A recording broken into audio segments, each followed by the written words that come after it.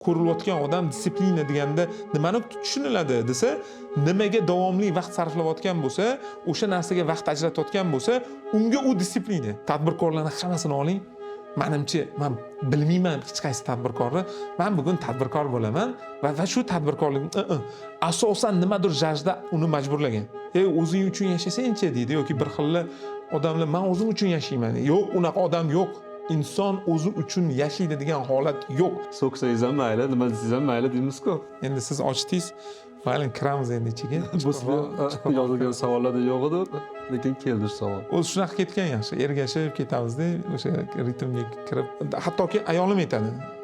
Adasi siz menimcha birov uchun yashaysiz deydi.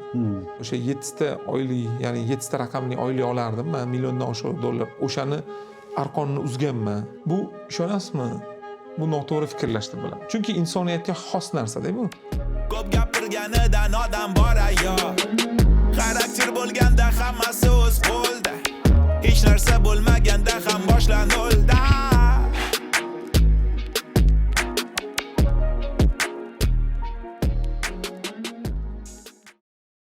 Assalomu alaykum do'stlar. Efirda xarakter loyihasi. Bugungi xarakter loyihasining dastlabki sonida men eng hurmat qilgan, eng yaxshi ko'rgan ustozlardan biri, juda katta tadbirkor, bir necha loyiha, 17 ta loyiha avtori, bir necha bizneslar avtori, chuqur katta qalb sohibi Umidjon aka Eshibxonmedov. Umid aka, assalomu alaykum. Assalomu alaykum. Xush kelibsiz. Juda maqtavordingiz lekin deydi. Endi sizni anchadan beri kuzatamiz, juda ham havas qilib, mana shu bugun chaqirganimizga kelganingiz uchun juda ham minnatdorman. Rahmat. Haqiqiy rol model deydi-yu. Yoshlarni keyingi bosqichga chiqarayotgan, qo'ygan rejalaringiz, hayotga qo'ygan, biznesga qo'ygan rejalaringizni u yoqdan bu yoqdan eshitib qolganimdan keyin haqiqiy bu inson faqat biznesni rivojlantirish emas, qadriyati juda kuchli inson ekan. Rahmat. Xayrliga sabab chiqsin Allohdan. Rahmat. Bugun boya sizga tushuntirganimizdek, bu loyihamizning nomi xarakter. Xarakter deganda aslida ko'pincha insonlar fe'l-atvor, atrofda odamlar sizni qanday qabul qilishini tushunishadi, lekin biz shuni salgina chuqurroq kirgizib, xarakter deganda ichki intizom, qalb sokinligi, qat'iyatlik degan ma'nolarni keng yoritib bermoqchimiz. Zo'r. Shu siz uchun xarakter nima? Mana shu tomondan qaraganda. Endi xarakter haqiqatda boshida fe'l-atvordan boshlanadi. Fe'l-atvor ikki taraf bor. Men o'zi har doim qaraydiganim insonni ichki va tashqi deb qarataman. Atrofga ko'rinadigan insonlarga ko'rinadigan xarakter bor. Insonning o'zining ichki xarakteri bor. Har doim bu taxminan katta darajada farqli qiladi o'zi insonlarda ko'p ko'raman. Qarab turib, tahlil qilib turib, taxminan qilasiz. Bu seziladiganlari bor, sezilmaydigani bor. Ichkisi bilan tashqisi bir xil bo'ladiganlar juda kam. Lekin tashqaridan boshqacha ko'rinadi, lekin ichkisi boshqacha ko'rinadiganlarga har xili bor va bu yoshlikdan rivojlanib kelsa kerak degan xulosalarga kelganman. Bu xulosalar o'zgaradimi? O'zgaradi. Chunki yasharkanmiz mani 10 yoshgacha bo'lgan, boshqacha xulosam bo'lgan, 20 yoshgacha, 30 yoshgacha, 40 yoshgacha, 40 dan keyin ham o'zgaradigan xulosalar bor. Chunki otamga qarayman, onamga qarayman. Ular men ham yoshlik paytimda Umidjon sendagi fikrlardim. Qaniydi hozir mana bu ishni qilganingda. U nima to'xtatadi desa, insonni o'sha yoshlikda rivojlanib kelgan xarakterlari, fe'l-atvori yo'naltirar ekanda chapga, o'ngga. Bu o'zgaradimi desa, ha o'zgaradi. O'zgarishga ishonasanmi desa, ishonaman. Qaysi tarafga o'zgaradi desa, u ichki intuitsiyalardan o'sha yig'ilib kelgan, yoshlikdagi yig'ilib kelgan ilmu yoki tarbiya hammasi yig'ilib kelib, u yo'naltirar ekan degan fikrlar ko'p keladi-da. Endi bu xarakterda tashqi va ichki dedingiz. Bu juda ham yaxshi ochdingiz bu tomonini. Tashqi va ichki xarakter bir-biriga to'g'ri kelmasligi mumkin, aytganingizdek. Va uni o'sha har hayotning qaysidir etaplariga kelib, bosqichlarga kelgandan keyin tashqisi ham ichkisi ham o'zgarib boraveradi. To'g'rimi? o'shani o'zgarishiga o'zi agar o'zgarmasa, bir xilla fe'lini o'zgartirmaydi yoki bo'lmasa ichkidagi qat'iyatligini o'zgartirmaydi, maqsadlarini o'zgartirmaydi, o'sha tsenность, qadriyatlarni o'zgartirmaydi-da.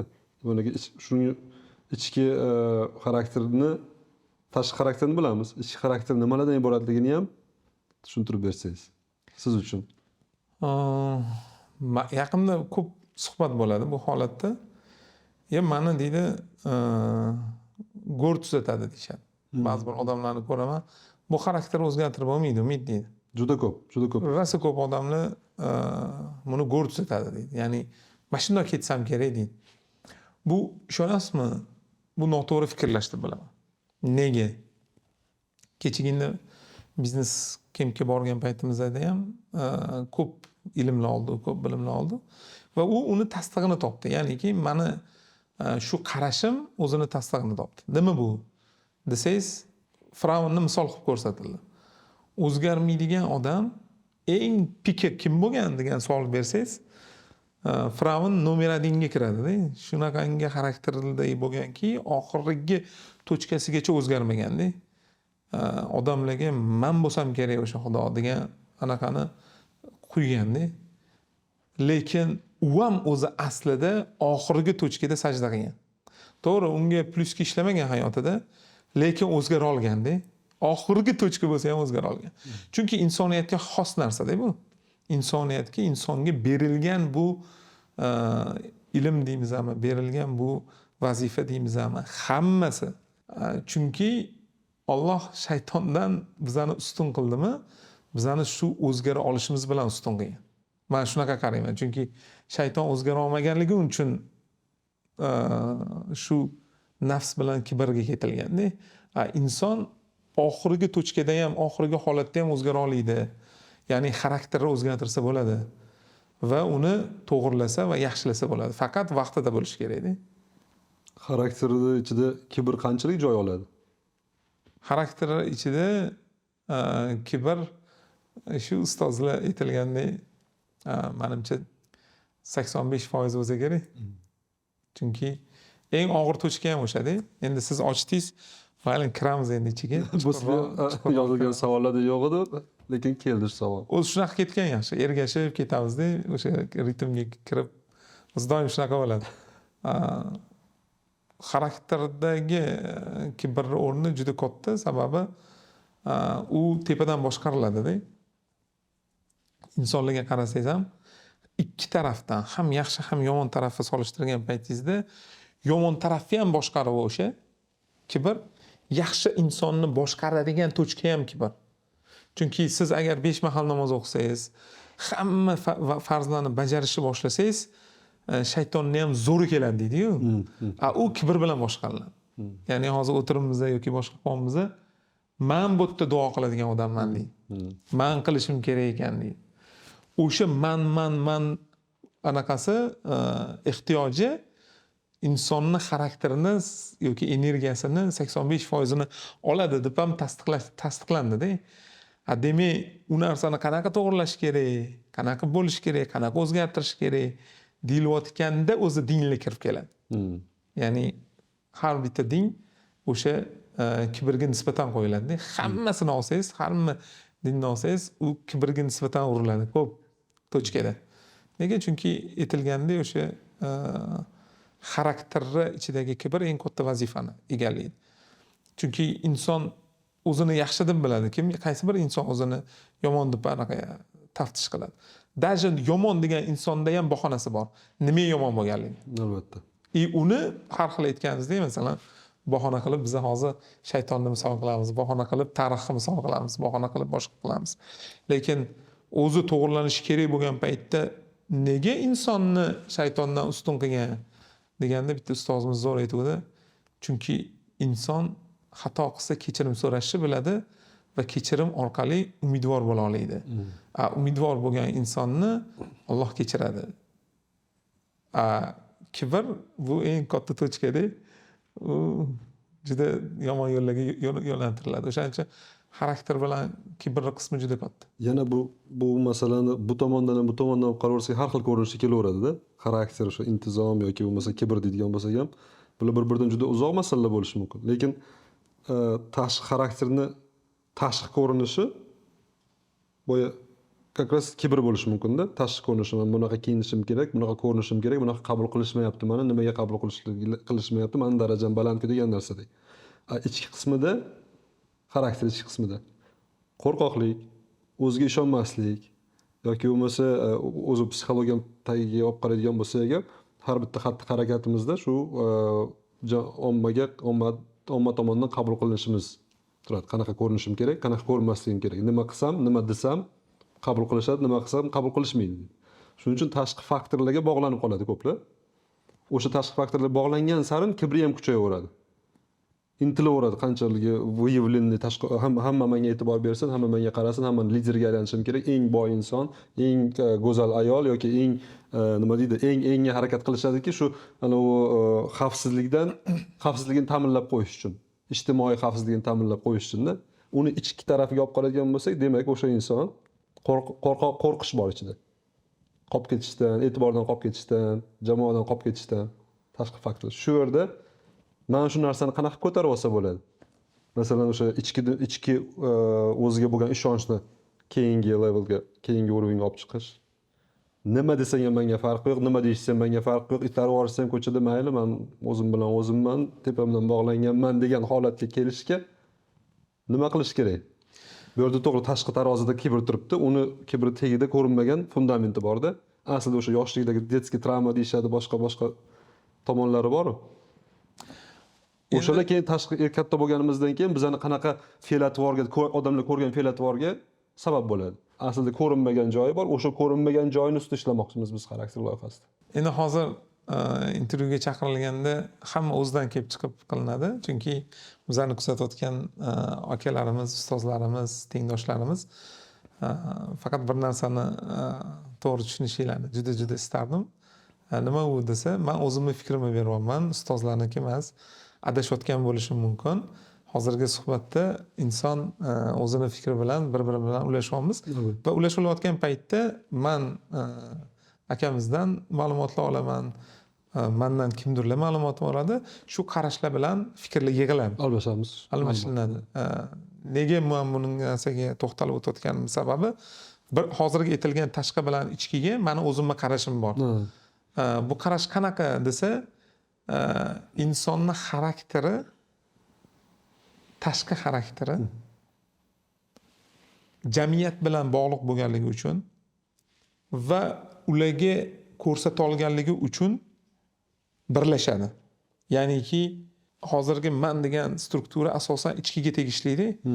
Tashqarida xolismi xohlamaysizmi bu tabiatning qonuni deb qarayman, chunki har bitta inson nimadir bilan bog'liq yashaydi. Nafaqat inson, hamma narsa.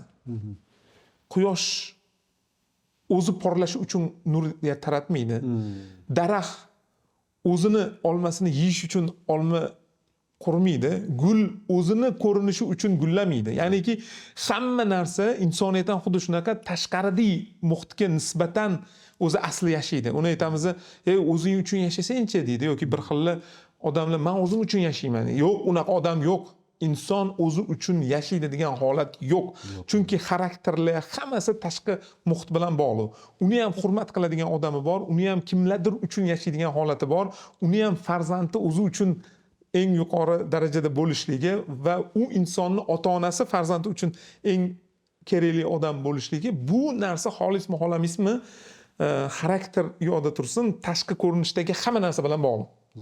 Endi meni qarashim bu ustozlardan yoki kommentariyada bemalol bosib tashlashingiz mumkin va fikrlarni aytishingiz mumkin. Bu meni qarashim. Nega? Chunki men ba'zi bir insonlarga qarab turib, hattoki ayolim aytadi. Adasi siz menimcha birov uchun yashaysiz deydi. Keyin men u bilan gaplashaman, endi bahslashamiz, suhbat quramiz. Albatta shunaqa deb men o'zimni fikrimni asoslashga harakat qilaman. Lekin o'zim uchun yashayman degan insonni o'zi xato gapirayotgan bo'ladi deb o'ylayman. Nega? Chunki jamiyat, bu dunyo shunaqa qurilgan. Hammasi bir-biri bilan bog'liq. Aytaman, hozirgi xohlagan narsani menga ko'rsating, uni vazifasi bor, bajaradigan missiyasi bor. Farqi yo'q. Divan bo'lsa, divanning vazifasi bor, bajarilishi bor. Insonni ham har bitta odamga o'zining missiyasi beriladi, vazifasi beriladi va uni bu dunyoga kelganda qilish kerak. U jamiyat bilan bog'liq bo'ladi.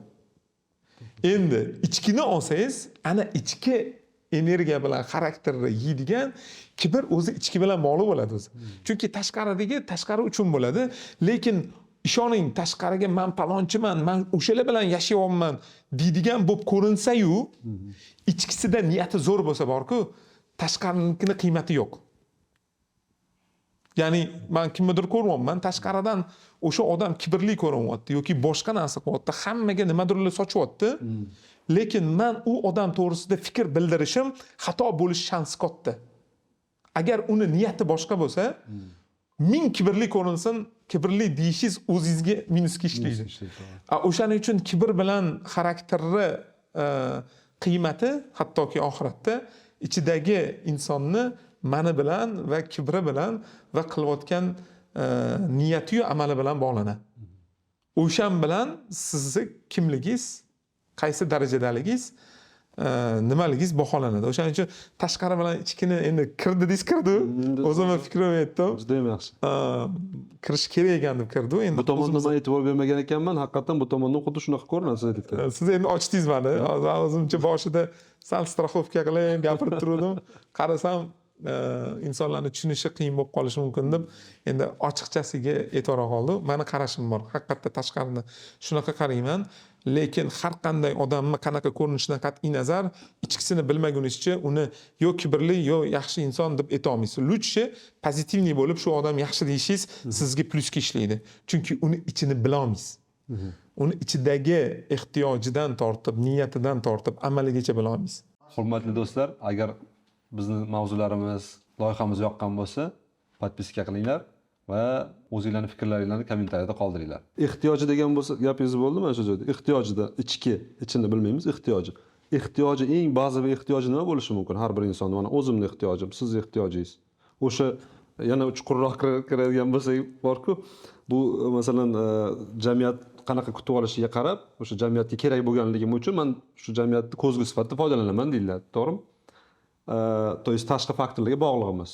Bir kishi kommentariy qiladigan bo'lsa, noto'g'ri kommentariy, haterlar bir nima deydigan bo'lsa, birdaniga odam yopilib qolishi mumkin-da.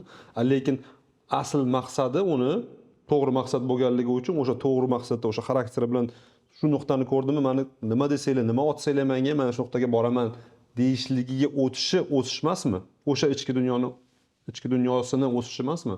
Bu degani xuddi yoshroq bo'lganimizda bir gap ko'tarmasdik. Keyin borgan sari hayot gap ko'tarishni boshladi. Keyin 40-50 ga kirgandan keyin so'ksangiz ham mayli, nima desangiz ham mayli deymiz-ku. Donolik oshib boraveradi-yu. O'shanda ichki uverenность, ichki o'ziga bo'lgan ishonch oshgan sarin mana bu tashqi ta'sirlar, tashqi faktorlarga e'tibor bermagan holda o'zimizni masalan hamma bu yoqqa jardan tashlamoqchi bo'lsa, yo'q, men jardan tashlamayman, moda bo'lgan bo'lsa ham, mainstream. Hamma mana bunaqa qilib steak yeyotgan bo'lsa, yo'q, steak menga to'g'ri kelmaydi, men obish yeyman deydi-yu. Lekin steak bo'lsa agar hozir steak bo'lmasa, men ahmoqqa o'xshab qolaman, steak yeyishim kerak ekan deydi. Aslida go'sht yoqtirmaydigan inson, oddiy misolni aytyapman-da. Shu narsani ichki joyim eminna bizni haqiqiy ehtiyojimiz nimadaligini topib olishga qarab yursak to'g'ri bo'lmaydimi? Nima deb o'ylaysiz? Men sizning fikrlaringizni juda ham qadrlayman. Siz juda har tomondan kirib kela olasizda bu masalaga. Mayli, keling, hozir chuqurroq provokatsiya qilmoqchimanki, shu narsa bunaqa bahs bilan bunaqa bahs bo'lsa, kommentariyada ko'ramiz, kim qaysi insonlarga nima yaqinroq. Chunki nechta 8 milliard xil inson borku, 8 milliard xil ichki dunyo borda. O'zini hamma o'zini yurgan yo'li bo'yicha shu yo'lni boshqa yo'lni uncha bilmaydi. Mayli-ku, bu suhbatga kiramiz, lekin bizani tomosha qilayotgan tomoshabinlar men nazarimda tupikka olib kirib qo'yamiz hozir. Agar ochinglar desa, ochsa ham bo'ladi. Fikrli bildirsa bo'ladi. Balkida foydamiz o'zi, balkida emas u, niyat qilib foydamiz tegsin deb bo'lyapti. To'g'ri, xarakter zo'r mavzu ko'tarilgan. Aynan bunga chuqur kirishni xohlayapmiz. Bizani ko'rayotgan insonlarga foydali bo'lsin deyapmiz. Billa bo'lgan paytimizda ustoz o'sha insonni algoritmini ko'rsatib berdilar. O'sha aqldan kelgan fikrga, fikrdan xulosaga, xulosadan kelgan o'sha ehtiyojga, ehtiyojdan emotsiyaga va pastga juda unga kirish niyatimiz yo'q, lekin ehtiyoj degan tochkani ko'tarib olganimizdan keyin o'sha ehtiyojdagi 9 ta ehtiyojni agar ochib ko'riladigan bo'lsa, uni ichidagi Endi hozir savolingizda 2-3tasi bitta bo'lib ketdi-da. Faqat shunga olib kelmoqchi edim. Ha, shunga olib keldim. Nima haqida gap ketayotganini tushunishinglar uchun o'tgan hafta Umid aka Millat umidi biznes skem tashkillashtirdilar. Nimagadir ko'p PR qilinmagan, ko'plar bilmas ekan. Lekin men borib shunaqa katta qiymat topdim. Men uchun bu открытие deydi, bir ochilish bo'ldi. Maza qildik. Yo'lga kelgan bir qalb ustozi bular maslahatlashib turadigan bir qalb ustozi keldilar.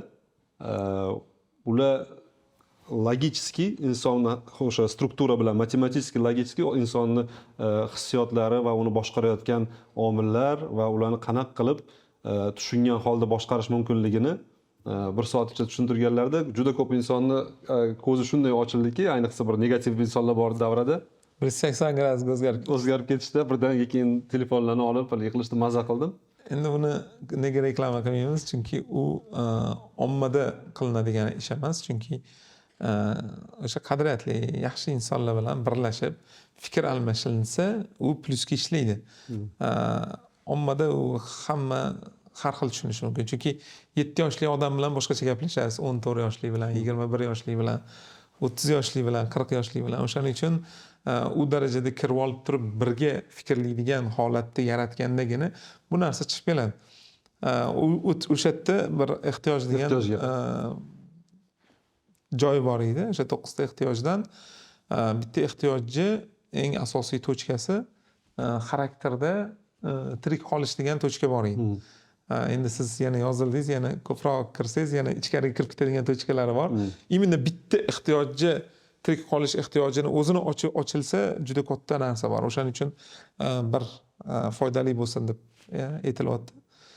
Xarakterda haqiqatda inson xarakterini ko'proq tirik qolish ehtiyoji bilan bog'laydi. Nega? Chunki bu olamdagi hamma jonzotlar, u o'simlik bo'lsin, u insoniyat bo'lsin, u hayvonot bo'lsin, birinchi harakat qiladi tirik qolishga. Eng qiziq joyi bu tirik qolishi ma'lum bir darajaga kirgandan keyin ular hammasi, hayvonot olami ham, o'simlik olami ham, insoniyat ham o'zidan keyingi pokoleniya qolish uchun o'lishini xohlaydi. Ya'niki o'zi tirik qolish uchun harakat qilyapti, doim tirik qolish uchun harakat qiladi. Lekin o'simlik olamida urug'lik bo'ladimi yoki insonlar yoki hayvonot olamida farzandi yoki o'sha keyingi pokoleniyani qoldirib ketish bo'ladimi, o'zidan voz kechish instinkti uyg'onadi. Bu uyg'onish o'sha inson jертвование bo'ladi, o'zini qurbon qilish. Men bitta misol keltirib beraman. Pomidorda stress test o'tkazishadi. Pomidor o'stirishadi-da, o'sib hosil bergandan keyin ko'm-ko'p bo'lib turadi. Ko'm-ko'p bo'lib turgandan keyin sug'orishni to'xtatishadi 15 kunga.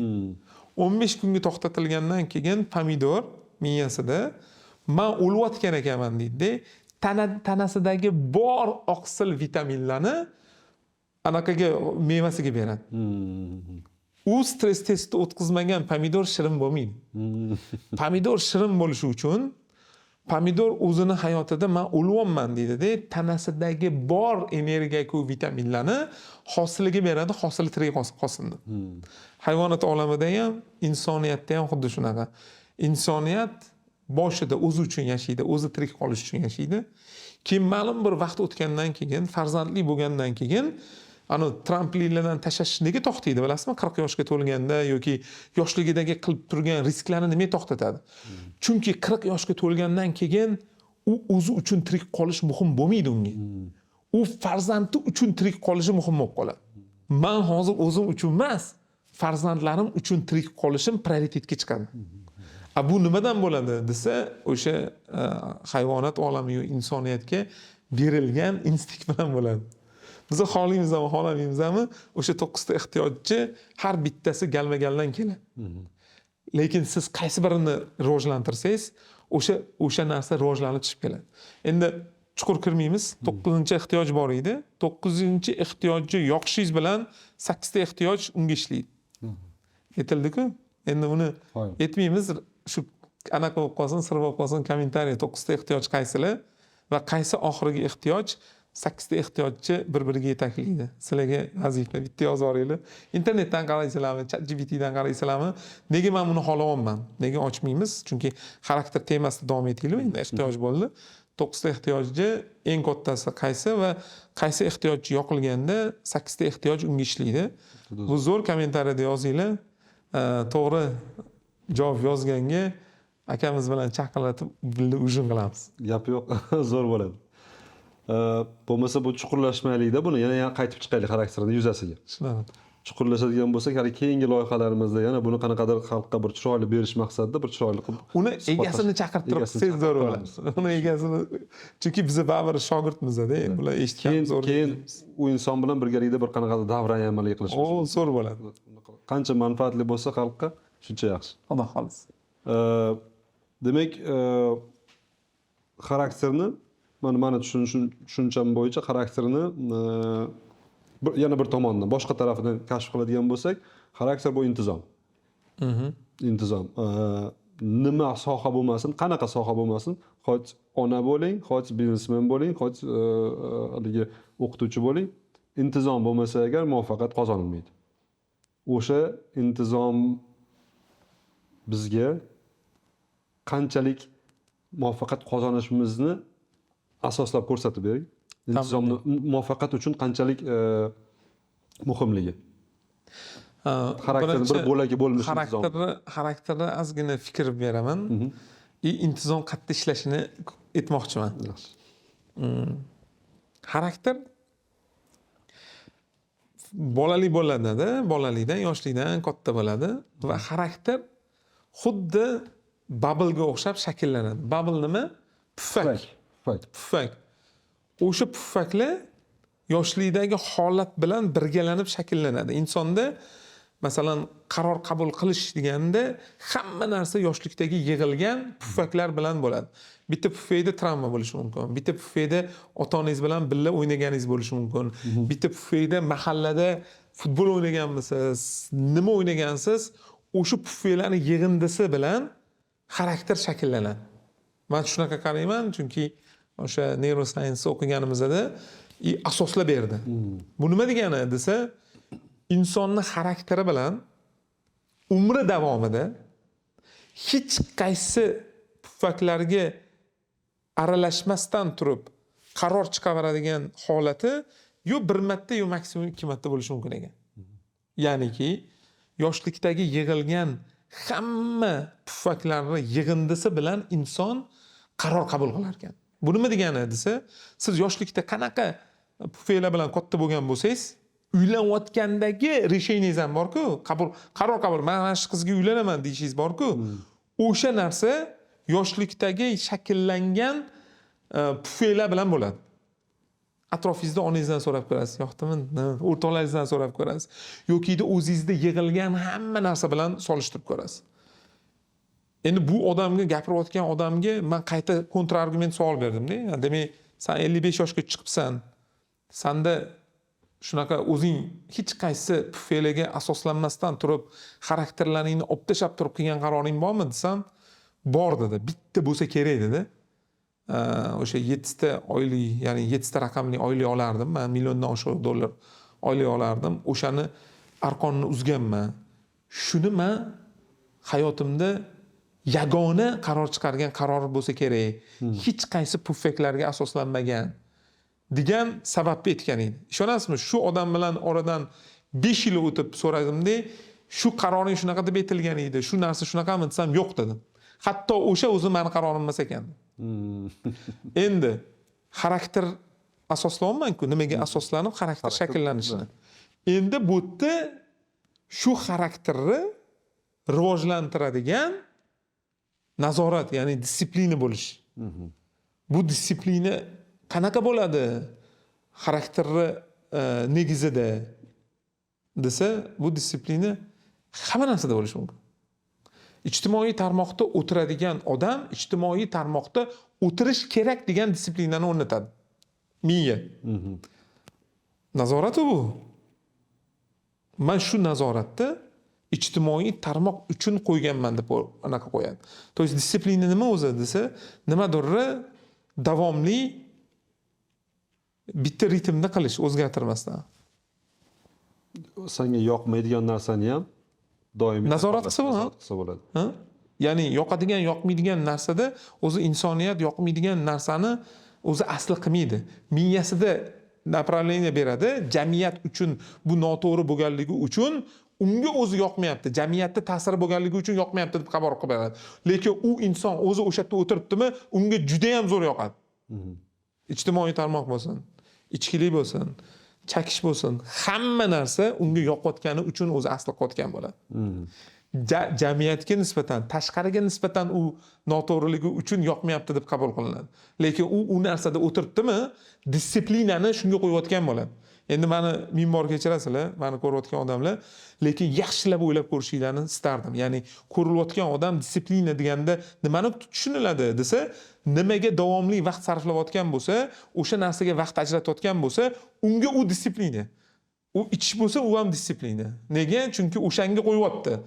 Kitob o'qiydigan odam, kitob o'qishim kerak deb disiplina qo'ysa, xohlamagan narsani xohlashga undash degani. To'g'rimi o'zi? O'shani qanaqa qilib qo'ysin? Chunki boyagi o'zi xohlagan narsaga disiplina qo'yish bu nazorat o'rnatdi mayli.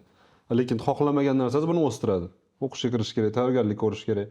O'shani qanaqa qilib kitobdan ajralmasdan, bo'lmasa uxlab qolaveradi.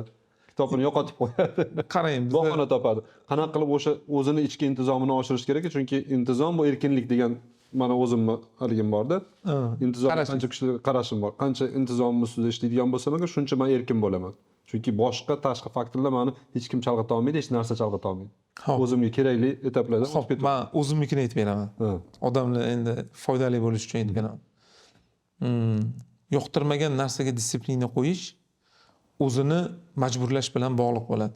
Hozir siz aytayotgan erkinlikka o'tkazish uchun u o'zini 5 ta hissiyoti o'rgandi-ku, 5 ta hissiyotini moslashtirish kerak.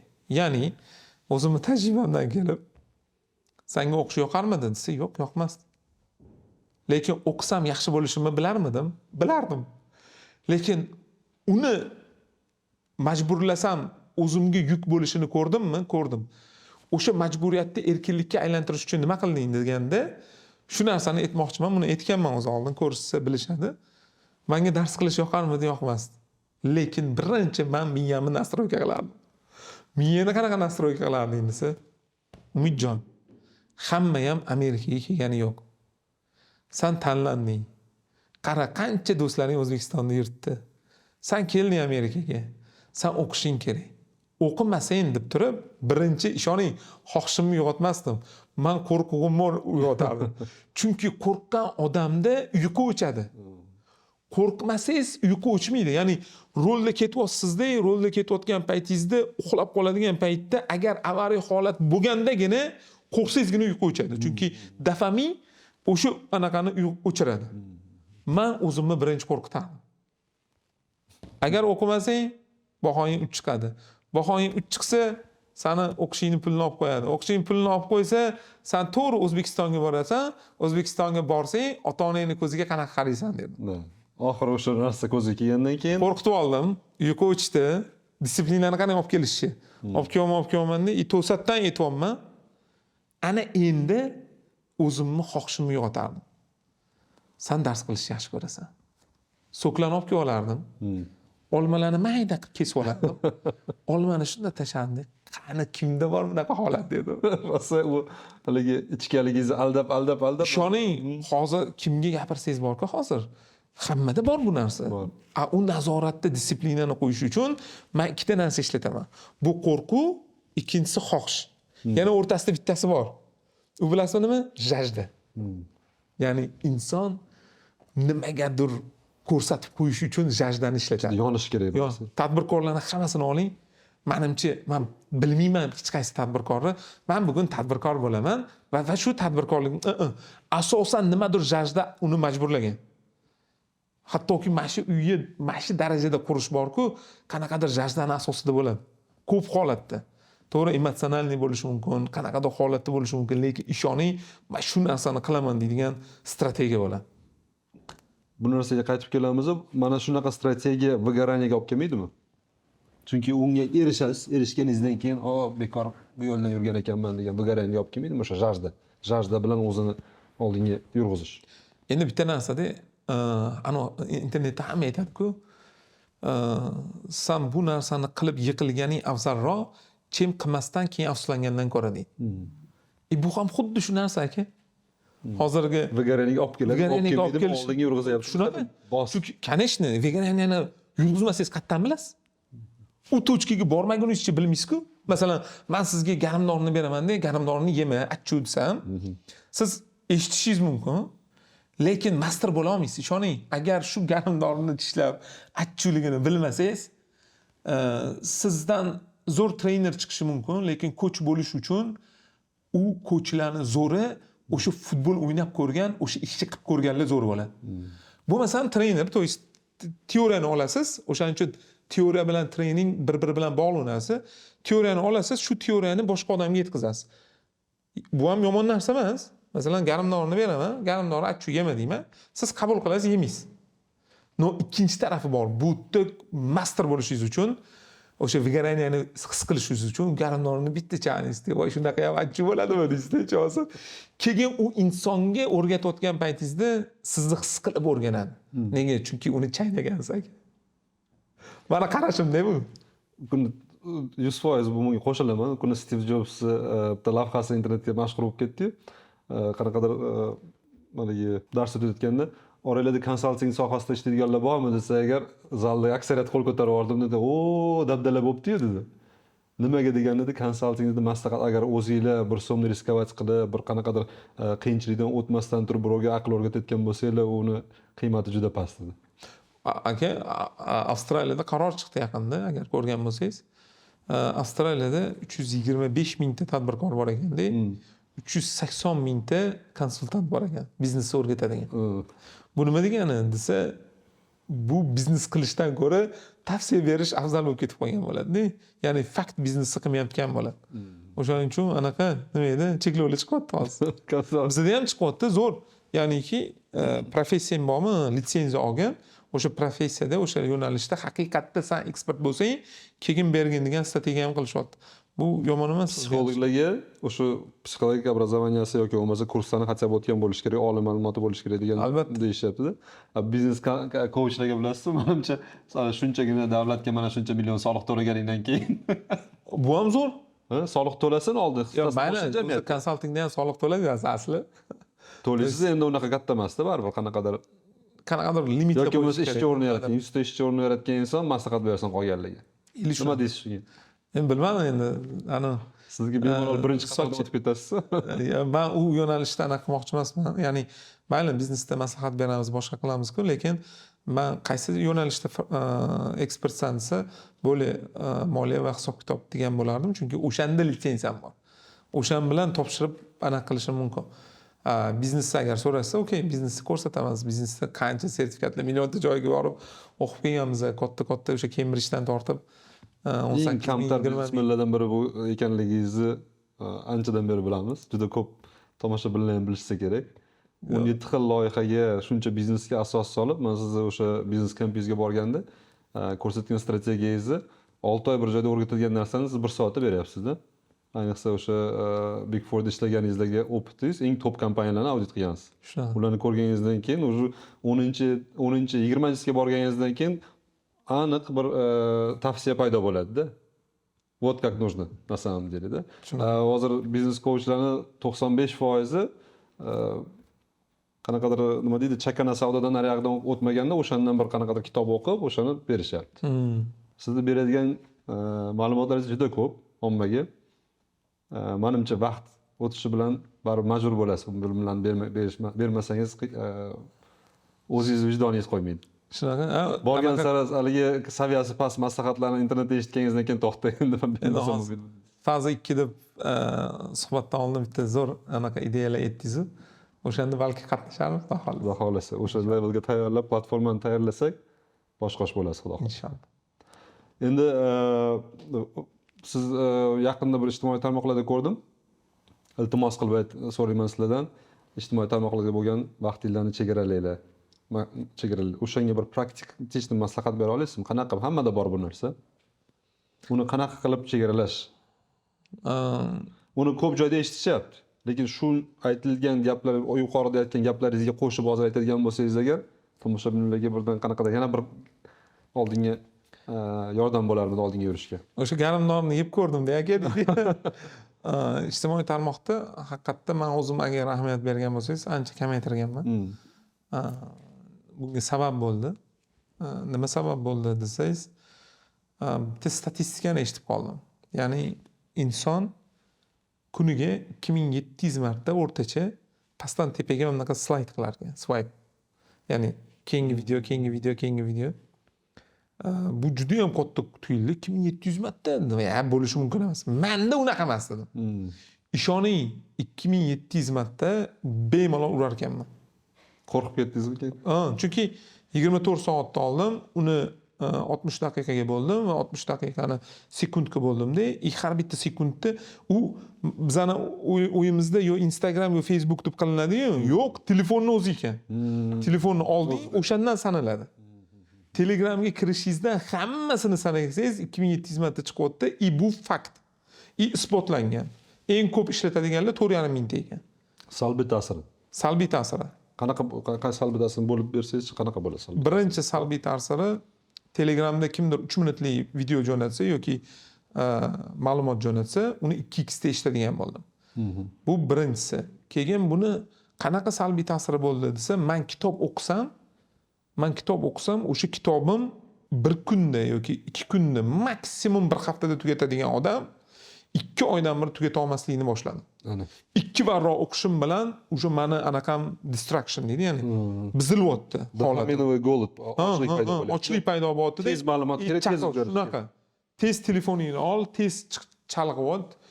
Bitta kirganda 56, 70, 100 barobar menga har doim bo'lib kelgan. Bitta kirganda qaysidir to'xtaydigan tochkagacha aka 2 barobardan yog'ga o'ta olmadim. O'shandan keyin bildimki, yo'q, bu narsani nafaqat o'zim, bolalarimni ko'rishni boshladim. Bolalarimni to'xtatishni boshladim. Bolalarimni xuddi shu holatda kitob berasiz, vazifa o'rnatilgan, bir oyda 4 ta kitob, uni gapirib berish kerak, cho'zilib, bir oyda 4 ta kitob emas, bitta kitobga tushib qoldim. Tamom uje. Bu kitob ijtimoiy tarmoqda o'tirganlarni, kitob o'qiganlar boshqaradi, boshqa gap yo'q. Chunki kalibri kengayadi, ma'lumotli kengayish kerak. Bu narsa ya'ni psixologik insonni dopamini bilan bog'liq bo'lyapti-da va qisqa narsani xohlab, zo'r narsadan voz kechyapti. Zo'r narsaga qila olmay qoladi. Umrini 10 yillik strategiyasini umuman qila olmaydi. Disiplina uxlaydi. Yo'q. Disiplina degan narsa eng katta, eng yaqin va eng oson yo'lni tanlayveradi. Shunaqa. Trenirovka qilsam ham bor-ku, aka, 1 soat trenirovka qilish kerak bo'lgan joyda 10 ta ajimani qilib, bugunga yetadi. Yaxshi, men kutib chiqib ketaverasiz, telefoningizni o'ylab. O'shaning uchun yotib olib so'rab iltimos qildim. Kids log degan narsa bor. Farzandlarga shanba oddihga nimadir ko'proq qilsa vaqt qo'shib beraman. Men hozir yozadi qizim. Anaqada boshqa shaharda tugab qoldi limitim. Adajon, limitim tugadi. Ertaga shanba oddih bo'lganligi uchun iltimos qo'shib bering deydi. Uni qo'shib berishi vazifalari bor. Baho tushib ketishi mumkin emas. Kitob kamayib qolishi mumkin emas. Faqat uni bajargandagina qo'shib bera olamiz. Bo'lmasam yo'q. Xuddi shu narsani sizlar ham qilinglar. Agar u narsani qilmasanglar, hamma yoq rasvo bo'ladi. Hattoki men bolalarda ko'ryapman, bola yotib olib telefon ko'rganligi uchun boru, televizor qo'yib bersangiz boru, televizorim ham qarayapti o'zi. Nega? Savol. Rostdan aytayapman, kulgili bo'lishi mumkin, lekin bu fakt. Men o'zim guvoh bo'laman. Telefonni yotib olib ko'rganligi uchun o'sha to'g'ri ko'ra olmayapti. Bola televizorga qarasa, men qarayapti. Ishonmasanglar internetda qo'yinglar-da, umuman farzandinglar bo'lsa, shunaqa o'tirgan bo'lsa, ayniqsa erkaklar borib xotininglarga shunday nazorat qildirtiringlar, xuddi shu gapirayotgan gapimni ko'rishinglar mumkin. Shunaqa. Hozir masalan 4-5 yil oldin kino ko'rish bir qanaqadir oilaviy razilchение edi-da. Hozir kino ko'rib bo'lmayapti. Kino ko'ramiz. Chunki uzun kino, aka. 1,5 soat unga dopamin golod bo'lib qoladi. Shunaqa? YouTube'dan endi 15 minutlik, 20 minutlik karatka metrajkalar juda katta prosmotr olyapti. Hozir hamma kinostudiyalar hozir karatka metrajka olayotgan. Xudo shunaqa? 15 minut ichida syujetni ochib berib, yopib chiqib ketishyapti. Aka, kerakli ma'lumotni 1 minut ichida bermadingizmi? Uxladi bu ma'lumot. Qiymati zo'r bo'lsa ham uxladi. Lekin bu jamiyat, insoniyat shunaqa bo'lib qisqa ma'lumotni tez va lo'nda olmoqchi bo'lib boryapti-yu. Bu degani ham ular slablashyapti, kuchsizlashyapti. Har bitta odamning o'zini potensiali, intizomi borgan sari intizomni buzishyapti. Shunaqa. Intizomni buzgandan keyin sizni xohlagancha manipulyatsiya qila olishadi. Nimani bersa o'shani yeysiz, nimani ko'rsatsa, Shunaqa. qanaqa reklamani ko'proq qo'ysa o'shani borib olasiz, o'shani kiyasiz. Xuddi shunaqa. Agar manqurt bo'lmaydi degan bo'lsang, ijtimoiy tarmoqlarga chegaralanish kerak. 100%. Rahmat kattakon. Ana Kids Log deganingizni men ham zametkaga oldim. Mani bolalarim ham ko'rganda birdaniga bilishsa kerak qayerdan olganimni buni endi Kids Log. Обязательно qo'yish kerak. Mana o'sha tashqi manipulyatsiyaga moyil bo'lmaslik uchun o'sha ijtimoiy tarmoqlarda o'zimiz maksimal o'zaylik dedik. Endi bundan tashqari yana bir katta bir muammo bor jamiyatda hozir, ayniqsa yosh spetsialistlar orasida, mutaxassislar orasida emotsionalniy выгорание deydi. Ya'ni o'sha hissiy yonib ketish deyiladimi? O'sha narsaga nimalar olib keladi va agar o'sha narsaga tushgan bo'lsa, undan chiqishni qanaqa bir yo'llari bor? U masalan erkaklarda o'sha 35-40 yoshda bo'lardi ilgari vaqtda. Qanaqadir ekzistensialniy krizis deydi-yu, o'tish krizisi deydi-yu. Hozir juda ham yoshlarda ko'p uchrayapti. Xodimlarimning aksariyatida haligi shu ko'rsatkich tushib ketgandan keyin bundoq bir yaxshilab aka-ukadek gaplashadigan bo'lsa agar o'sha parametrlarni ko'rib qolyapman-da. O'sha выгорание siz uchun nima? Qanaqa ko'ringan sizda bu? Qanaqa tushunasiz va uni qanday bunga kelmaylik, bundan qochish yo'llari va agar tushib qolgan bo'lsa chiqish yo'llari. Endi hozir выгораниеda o'sha depressiyaga tushib qolish bu hozirgi bundan oldingi aytgan gapimiz bilan juda ko'p bog'liq bo'lib qoldi. Ijtimoiy tarmoqda o'sha tez dopaminni olishlar bu psixologiyadagi sohadagi vakillari talabi ko'payib ketdi. Ya'niki ularga bo'lgan talab ko'payib ketdi. Nega? Chunki o'sha depressiyaga tushib qolish, bu holatga tushib qolishligi qattiq sabab bo'layotgan narsa bor. Men hozir savol berayotganingizda bitta narsa esimga tushib qoldi. Bitta ustozimiz bo'lardi. Ehtimollar nazariyasidan dars berardilar. Bilmadim hayot bilan hayot emas bilan umrlari uzoq bo'lsin, hayot bo'lsalar. Adilov degan bitta ustozimiz bo'lardi. Ehtimollar nazariyasi bo'yicha dars o'tardilar. Matematikadan kuchli odam edi. Bir gaplari esimga tushib ketdi. Umidjon, bu dunyoda balans ushlasang, ishon jannatga kirasan deganlar. Hayron qolib, ehtimollar nazariyasi tangani bitta tashlasangiz, qaysi biri tushadi, oldimi, orqami degan gap bilan bir xil narsa-da, lekin bir xil narsa balansku, to есть 50-50. 50-50 ni o'rtasi balansga solinadi. Unda tursangiz, chap tarafingiz 50, o'ng tarafingiz 50 bo'lsa, demak siz o'rtada balans ushlagan bo'lasiz. Agar qaysi biri kamayib, qaysi biri ko'paysa, balans yo'qoladi. Hattoki shu balans ushlagan odam jannatiy bo'ladi degan asosiy anaqani gapirib qo'yganlar-da. Biz endi hayron bo'lib, endi yoshmiz, lekin tahlil qilsangiz, Allohga umidvorligi balans ushlagan odamda shansi ko'p bo'lar ekan-da. Ya'ni balans ushlagan odamda masalan gunohi bilan savobi baravar bo'lib qolgan paytda deylik, Allohga umidvorligi, Allohga jannatga kirish bo'lgan umidvorligi bilan rahmati bilan jannatga kirish shansi yuqori bo'ladi degan ehtimolni bergan. Endi hozirgi depressiya bilan o'sha выгорание bo'lishda ham xuddi shunaqa narsa bor, taftish bor. Insonni balans ushlagan odamda eng katta yechim bo'ladi. Xohlagan tarafga qarab yuring, agar balansingiz yo'qolsa, plus tarafdan ham depressiyaga tushasiz, minus tarafdan ham depressiyaga tushasiz. Davayt buni oddiy misol qilib keltirib beraman. Yig'lagan odam chuqur yig'lab olsa, kulishni boshlaydi. Yoki teskarisi, kulgan odam chuqur kulib olsa, yig'lashni boshlaydi. Bu nima degani desa, demak limitidan o'tib ketayotgan bo'ladi. Ya'niki balansi yo'qolayotgan bo'ladi. O'shaning uchun выгоранияni ushlash eng zo'r tartibi san resurslaringni yig'indisini olib, insonni o'zini resursini yig'indisini olib, qayerda ko'p vaqti ko'p ketyapti, qayerda kam ketyapti, o'shanga urg'u berish kerak.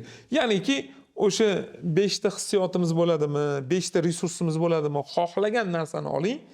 Qayerda ko'p vaqt ketayotgan bo'lsa, u narsa yonadi. Qayerda kam ketayotgan bo'lsa, uni ko'paytirish kerak. Balans ushlagan odam yaxshi yashaydi, oddiy. Siz trenirovka qilmayapsizmi? Tanaga sog'liqni bermayapsizmi? Bo'ldi, depressiyaga siz ham tushasiz. Yokida har kuni tanaga anaqaga beryapsizmi? Nima edi? Ko'paytiryapsizmi? Boshqasiga sarf qilmayapsizmi? U ham tushadi. Bu nima degani desa, bularning yechimini men balansda ko'raman. Inson har bitta qilayotgan ishida, qilayotgan narsada limitni balansda ushlasa, u inson yaxshi ketadi. Uyquda bo'lsin, yeb ichishda bo'lsin, motivatsiyada bo'lsin, hattoki ilmda bo'lsin, hattoki tanani ozuqasida bo'lsin, hattoki ruhiy ozuqada bo'lsin, bularda balans ushlash kerak. Qaysi birida ko'payib ketsa, xohlaysizmi, xohlamasizmi, emotsionalniy depressiyaga tushasiz. Zo'r. Mana shu balans deganingizda, bularga hozir siz aytganingizda bir rezyumirovat qilib, qisqaroq qilib beradigan bo'lsam, bu balansga men ko'p yildan beri intilaman. Bu balansga doim bir umr intilib yashar ekanmiz. Mani qilgan xulosalarim, bu yerdan o'qidim, bu yerdan o'qidim, bu ustozlarni eshitdim. Uchburchak balansi deydilar ekan. Bu 3 ta oyoq balansi. Mana masalan, nima uchun telebashning 4 ta oyog'i yo'q? 4-chi oyoq bo'lsa, u ortiqcha narsa bo'lardi. То есть qo'shim lishniy xarajat ketardi. Minimal 3 ta oyoqda antenna tekis turibdi. Eng zo'r balans ushlab turibdi. O'sha 3 ta balansning bittasi tana, ya'ni bu uyqu, ozuqa, sport. O'sha bir nechta gormonlaringiz o'sha nazorat qilib beradi. Ikkinchisi aql. Aqlning ichida kibr ham bor, bilim ham bor, o'sish bor, universitet bor, yaxshi ishlarda ishlash bor, yaxshi yashash bor. Uchinchisi ruh. Bu ibodat, etika, o'sha vijdon, shu uchovi balansda bo'lmaydigan bo'lsa agar antenna bir tarafga qiyshayadi-yu, sekin qulaydi. O'sha narsani men oxirgi yillarda mustahkam ushlab, shuni ustida ishlayapman. Mana shu aytayotganingizga hozir maza qildim. Aniq shu balans выгораниеga olib kelmasa, o'zi aslida выгораниеdan kelgandan keyin chiqish uchun bu narsani men qo'llagandim. Siz nima deb maslahat berasiz agar shu holatga kelib qolgan bo'lsa? O'sha chiqish qanaqa bo'ladi endi? Siz o'zingizda bo'lganmi выгорание? Bo'lgan, kelgan ham. Выгоранияni har bitta kelgan paytda ustoz bilan maslahatlashish bu eng zo'r yechim. Tez chiqib ketadi. Har bitta men o'zim aytdim va ustoz ham olib keldi. O'zlari aytdilar, bitta выгоранияda Umidjon kelgan oldimga. Haqiqatda shunaqa. Ular bilan birga ustozning oldiga borganmiz. U narsa bo'ladi. Nega bo'ladi desa, chunki haliga aytilgan 3 ta nuqtani endi ichini ochib berdingiz. O'zi odatda men qanaqa qarayman? Tana, aql, qalb. Shu? Tana, aql, qalb. Bu 3 ta narsa выгорание bundan bunga o'tayotgan paytda ham bo'ladi. Chunki qalbning ochilishi o'zini vaqtida keladi-da bu. Bundan sakrab bo'lmaydi. To есть tana keldi, tana yoshlikdan rivojlanib keladi, unga suv quyasiz, xuddi daraxt rivojlanadi. Daraxt rivojlangandan keyin 18 yil o'sadi. Tana o'sadi. 18 yil o'sadi-da. Keyin unga kelgandan keyin unga aql keladi. Men ko'payishim kerak, men bolalashim kerak cho'si. To есть xuddi shunaqa keyin men уже ketadigan paytim bor. Bu birga ishlaydigan narsa. Men endi insonga nisbatan aytaman, hali gaplashganimizdek, inson birinchi o'sha tanani ko'taradi, rivojlantiradi. 18-20 ga chiqqandan keyin aqlini rivojlantirganligi bois u muvaffaqiyatini ushlayman deb qaraydi va bu tirik qolishiga yordam beradi va u moliyaviy mustaqillikka erishgandan keyin unda qalb ochiladi. U aytadiki, ochilsa, hammada ham emas. Ochilmasa u bilan ketadi. Aytadiki, to'xta deydi, men moliyaviy mustaqillikka erishdim deydi. Meni qalbim, meni jamiyatdagi o'rnim bilan o'rnashadi deydi-da. Bu qalb keyin topayotgan pulidan tashqarisini jamiyatga qaratishi xohlaydi, berishi xohlaydi. Va bu 3 ta narsa balans bo'lsagina umr davomida u o'sha balansda yashagan bo'ladi-da. Yashamasa o'sha ketdi. Demak, komil inson shu uchala balansni ushlab olgani. Lekin ustozlar bor. Keyin boshqa anaqasi bor. Ya'niki tana ilmi, aql ilmi, qalb ilmi, ruh ilmi. Ruh o'zi 4-tinchisi bu. 4-tinchisi. Qalbdan keyin ruh ilmi, 5-tinchisi g'oyib ilmi. G'oyib ilmi. G'oyib ilmi deb mana shu 5 ta anaqani qarang. Vaqt kelganda buni ham suhbatlar. Uni bu tema asli katta tema aka. Auditoriyani tayyorlaylik, shu narsaga tayyor bo'lishsa, o'sha kommentariyada shu narsaga qiziqish kuchli bo'lsa agar kelajakda bu temalarni ham ochib beramiz. Juda ham menga qiziq, siz ham shu temalarga qiziqqaningiz uchun. Men qiziquvchiman, faqat uni ustozlarim bor. Ustozlar bor. Uni o'tda gaplashsa va shuni qilasiz. Zo'r, rahmat katta. O'tga kirmay qo'yinglar. Hozir adashib qo'yib qolishimiz mumkin. Lekin hozir o'sha rus auditoriyalari ham boshqasi ham bu ma'lumotlar kengayapti borgan sari. Hozir Rossiyada ham alkogol sotuvi kuni Oskar Hartman aytayapti, знаете, что алкогольная компания банкротится deyapti. То есть уже odamlar hamma qalb ustida ishlayapti, hamma ruhiy o'sishda. Shunaqa. shunaqa bo'lyaptiki, hamma narsani haligi aytganimizdek balansga olib keltiradi. Chunki balans buzilsa qiyomat qoyim bo'ladi. Balansga olib kelish uchun Balans qiyomat qoyimgacha yashash kerak. Ya'niki ijtimoiy tarmoqda ham yaxshi ham yomon tarafi bor. Xuddi shu narsani, har bitta narsani ikkinchi tarafi bor. Birinchi taraf o'sha alkogol chiqqan bo'lsa, uni ikkinchi tarafi ham xuddi shu darajada rivojlanadi. Minimum. Balans bo'lmasa ketadi. hozir dunyo tez ilm olyapti-da. Ayniqsa mana pandemiyadan keyin hamma uyda o'tirib YouTube bu narsa ko'rgandan keyin ilm olish juda ham oson bo'lib qolganligini tushunib qoldi-da. Hamma aqlli, hamma psixolog, hamma coach, hatto mani 14 yoshli o'g'lim ham ayrim men 20 ga kirganda tushunmagan narsalarimni tushunib qolganda, bu bahsda bunday qarasam bo'ldi, argumentim tugadi deyman. O'shanga qarab, menimcha ruhiy aql oshib ketdi. Ruh ilmi ham, o'sha qalb ilmi ham endi tezlashayotgan bo'lsa kerak shu vaqtda. Hozir. Shunaqa. Hozirgi kunda ko'p tadbirkor do'stlarimni ishlari yaxshi ketyapti. Oilada ham hammasi juda ham yaxshi yo'lga qo'yilgan o'rtoqlarim ham energiyam yetmayapti, energiyam tushib ketyapti yoki bo'lmasa energiyamni olib qo'yyapti. Mana bu odam, mana bu loyiha deyishyapti-da. Energiya tanqisligi. Bu Bulgariyadagi depressiyadagi odamlar emas. Haligi ketmoni uchayotgan, yaxshi loyihaning ustida ketayotganda energiya yo'qolib qolish holatlari kuzatilyapti. Bunga nima deysiz? Endi bu bizda ham bo'ladi. Menda ham bo'ladi. Sababi nima bo'ldi ham. Bo'ldi ham, qattiq bo'ldi. Hech narsa yoqmay qoladi. Umuman turgizam kelmaydi, boshqa. Menda ham xuddi shunaqa holat bo'ldi. Bilasizmi, hamma har xil odam bo'lar ekanda. Bir xil odamlar bilan gaplashib o'tirsangiz, maza qilasizda, u odamlar energiya tarqatuvchi bo'lar ekan. Ba'zi bir insonlar, qanday odamlar, shunga chuqurroq to'xtab ketaylik. Qanaqa insonlar sizga mana energiya berganday bo'ldi? Bu har bitta insonning o'zi bilan bog'liq bo'ladi. Ya'niki plus minus bor-ku, plus minus odamlar bo'ladi. Masalan, inson o'zini xarakteriga o'xshatadigan odam bo'lsa, u bilan gaplashsa, ikki tarafni energiyasi bir-biri bilan jamlashib, sizni energiyangiz menga, meni energiyam sizga o'tadi. Lekin ba'zi bir insonlar bor, u bilan gaplashsangiz, birinchidan yoqmaydi, ikkinchidan u bilan o'tira olmaysiz, uchinchidan faqat va faqat sizni energiyangizni sug'urib olib ketadi.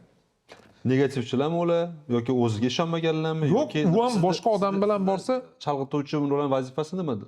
U o'sha narsani odamlarni tanib olaylik deyapman-da, hammamiz atrofimizda bor. O'sha odamlar kelib qoladigan bo'lsa, qanaqa qilib salib bu narsani to'g'rilash? Yo, eng qiziq tarafi bor. U har bitta insonni har xil deyotganimiz sababi, u odam o'ziga o'xshagan odamni topsa, u bir-biridan energiya oladi. Ya'ni u определение qilib olishingiz kerak. Menda o'zi определением bor. Menda energiya tushib ketsa, kim bilan borib obedlanishim, kim bilan borib nonushta qilishim, kim bilan borib ujin qilishim, yo'q kim bilan boribdir sayohat qilishimni aniq bilaman. Hattoki kerak bo'lsa pul bilan olib ketaman u odamni. Tushuntira oldimmi? Ya'ni boshqa bir odam bor, u sizni energiyangizni oladi. Undan o'zi qochasiz, o'zi konkretniy qilasiz, lekin u yomon odam degani emas. U faqat siz bilan ko'rishsa tushmaydi-da, energiya oladi. Lekin uni ham boshqa odami bor, u bilan tushsa bir-biriga energiya tortadi. Menda spiskam bor. Men energiya olib maza qiladigan spiskam bor va bu narsani ko'taraman. Bu ruh bilan bog'liq. Ya'ni ruh bilan deganda sizni ruhiy holatingizdagi energiyangizni oladi. Tanangiz sog'lom, hamma narsa qila olasiz. Yotib 10 ta ajimani qilsa, ajimani qila olasizda, lekin charchagan. Inson ruhan charchagan deydi-yu. Ana o'sha ruhga ozuqa yetishmaydi. Ruhi ozuqasi bor. Masalan, yana bitta ustozni aytaman. Qanaqa ozuqa olasan desa, birinchi aytdim, mana shu yaxshi energiya beradigan insonlarim bilan ko'rishaman. Ikkinchisi, ham mashinaga, ham xonamga qo'yib qo'yganman. Bu zikr, to есть ruhan uni ozuqasini, ruhi ozuqasini bermasangiz, yiqilasiz. U insonga nisbatan zikr etish eng zo'r ozuqa hisoblanadi. Chunki u o'zini ozuqasini oladi. Ikkinchisi va uchinchisi bu ruh dam olishi kerak. Ruhi dam olishi har xil holat. Endi men o'zimni ishlatadiganim yolg'iz qolishi va yolg'iz qolganda ruhan kuchli bo'lishi afzal ko'raman. Va buni menga Dubayda buni o'zi strategiyasi bor.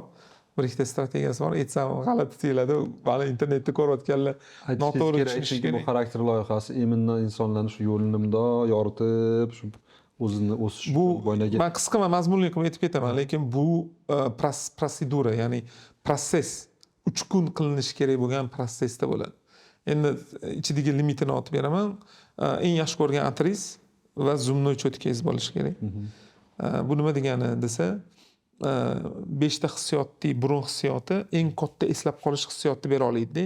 O'sha yerda 3 kun proses qilganingizdagi o'zingizga atir sepadigan yaxshi ko'rgan atiringizni har kuni sepganligingiz uchun u hid orqali o'sha prosesni eslaysizda va bu proses sizni ruhan oziqlantiradi. Birinchi strategiya zumnoy cho'tka. Nega? Chunki odatga aylanishi uchun siz tishingizni har doim cho'tka qilganingiz uchun zumnoy cho'tkaga shunday anaqani qilishingiz bilan sizga assotsiatsiya bo'ladi, ruhiy anaqani rivojlantirish. Va u tish qilganingizdan keyin to'g'ri anaqaga o'tirasiz. 20 minutlik buni boshqa qadriyatda boshqa insonlar o'shani anaqa bilan o'tirib o'tirishadi, meditatsiya qilib mana shunaqa qilishadi. Bor narsa, u ruhni kuchli qilish deyiladi. Bor narsa o'sha ozuqani berishingiz kerak. U ozuqani bersangizgina olinadi. Ba'zi birlar uyqudan ham oladi deyshadi.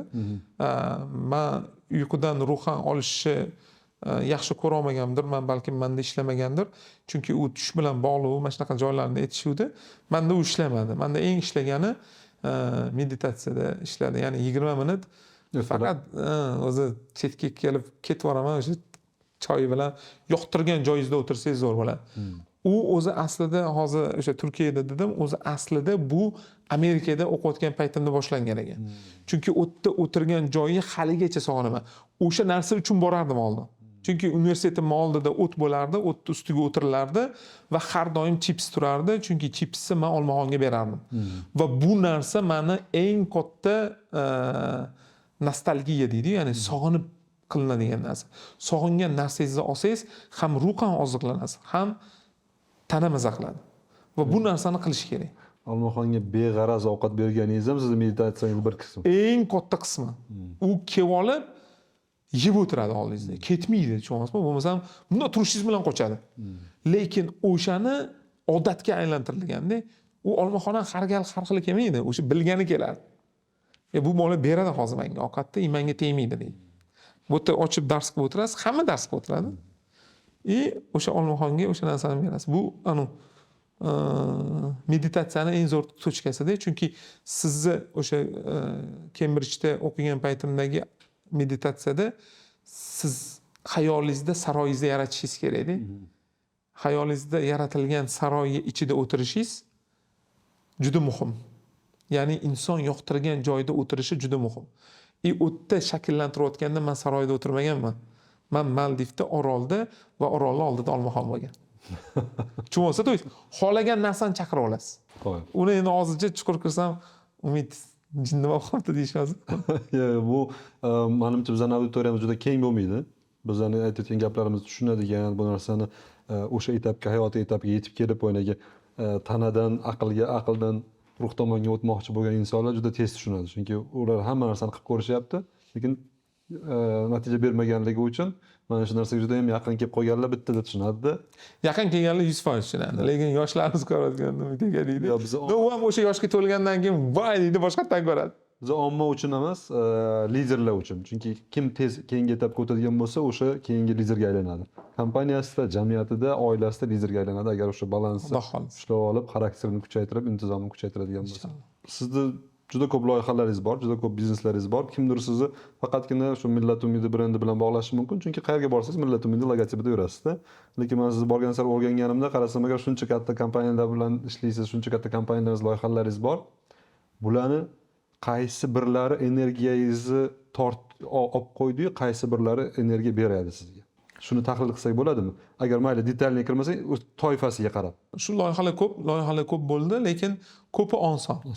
Oson nega? Chunki sistemani o'sha Big Four'da ishlagan paytim hamma korxonaga qo'yganmiz, o'sha sistemani qo'yish uchun harakat qilganmiz. Hamma joyimizda sistema ishlaydi.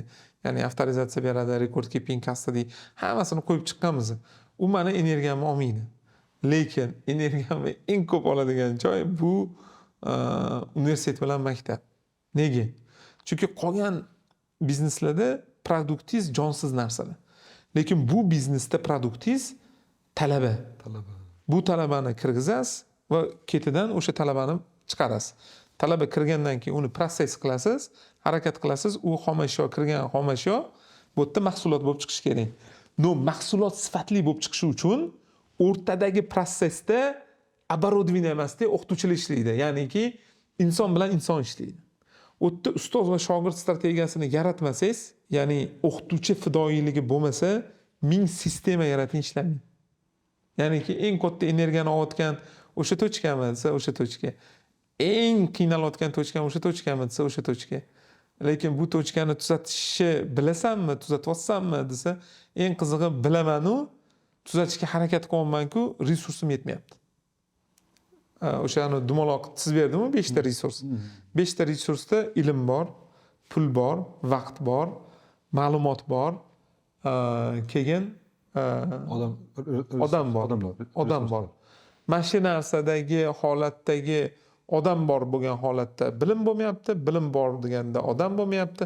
Mana shu ikkita tochka katta rol o'ynaydi. Vaqt, pul yoki ma'lumotlar bular yetarli narsalar hisoblanadi. O'zbekistonda hozir bor deb nazarda tutib qilyapman. Chunki buni обеспечениясini qilib berishadi. Lekin mana обеспеченияsi bilim bilan ustozni обеспеченияsi juda qiyin bo'lyapti. Balkim qolgan bizneslaringiz zona komfortda.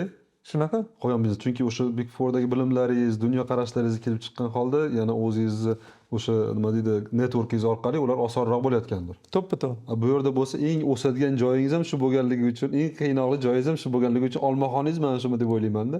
Balkim. Chunki eshitdim haligi universitetdan dividend olmayman degan ekansiz, to'g'rimi?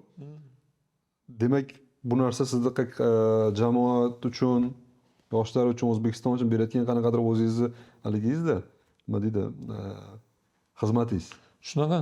Men qoyil qolganim o'sha biznes kampda aytdingiz-ku, hamma olimlarimiz, ota-bobolarimiz hijrat qilib, dunyo kezib, boshqa universitetlarga borib o'qib, katta olimga aylanishgan. Keyin qaytganlari qaytgan, lekin o'sha dunyoda qoldirgan izlari asosiy sababi shu deganingizda, asoslab berganingizda bizlarni ham universitetda 2 yil o'qib, keyin chetga o'qishga chiqarib yuborish bizning niyatimiz deganingiz, menga juda ham wow dedim. Bu haqiqiy nima deydi, maksimal insoniyatga yordam berish strategiyalari ekan dedim. Bilasizmi, bu rosa qiziq mavzuda ko'tarilganda, men o'zimga savol berdim.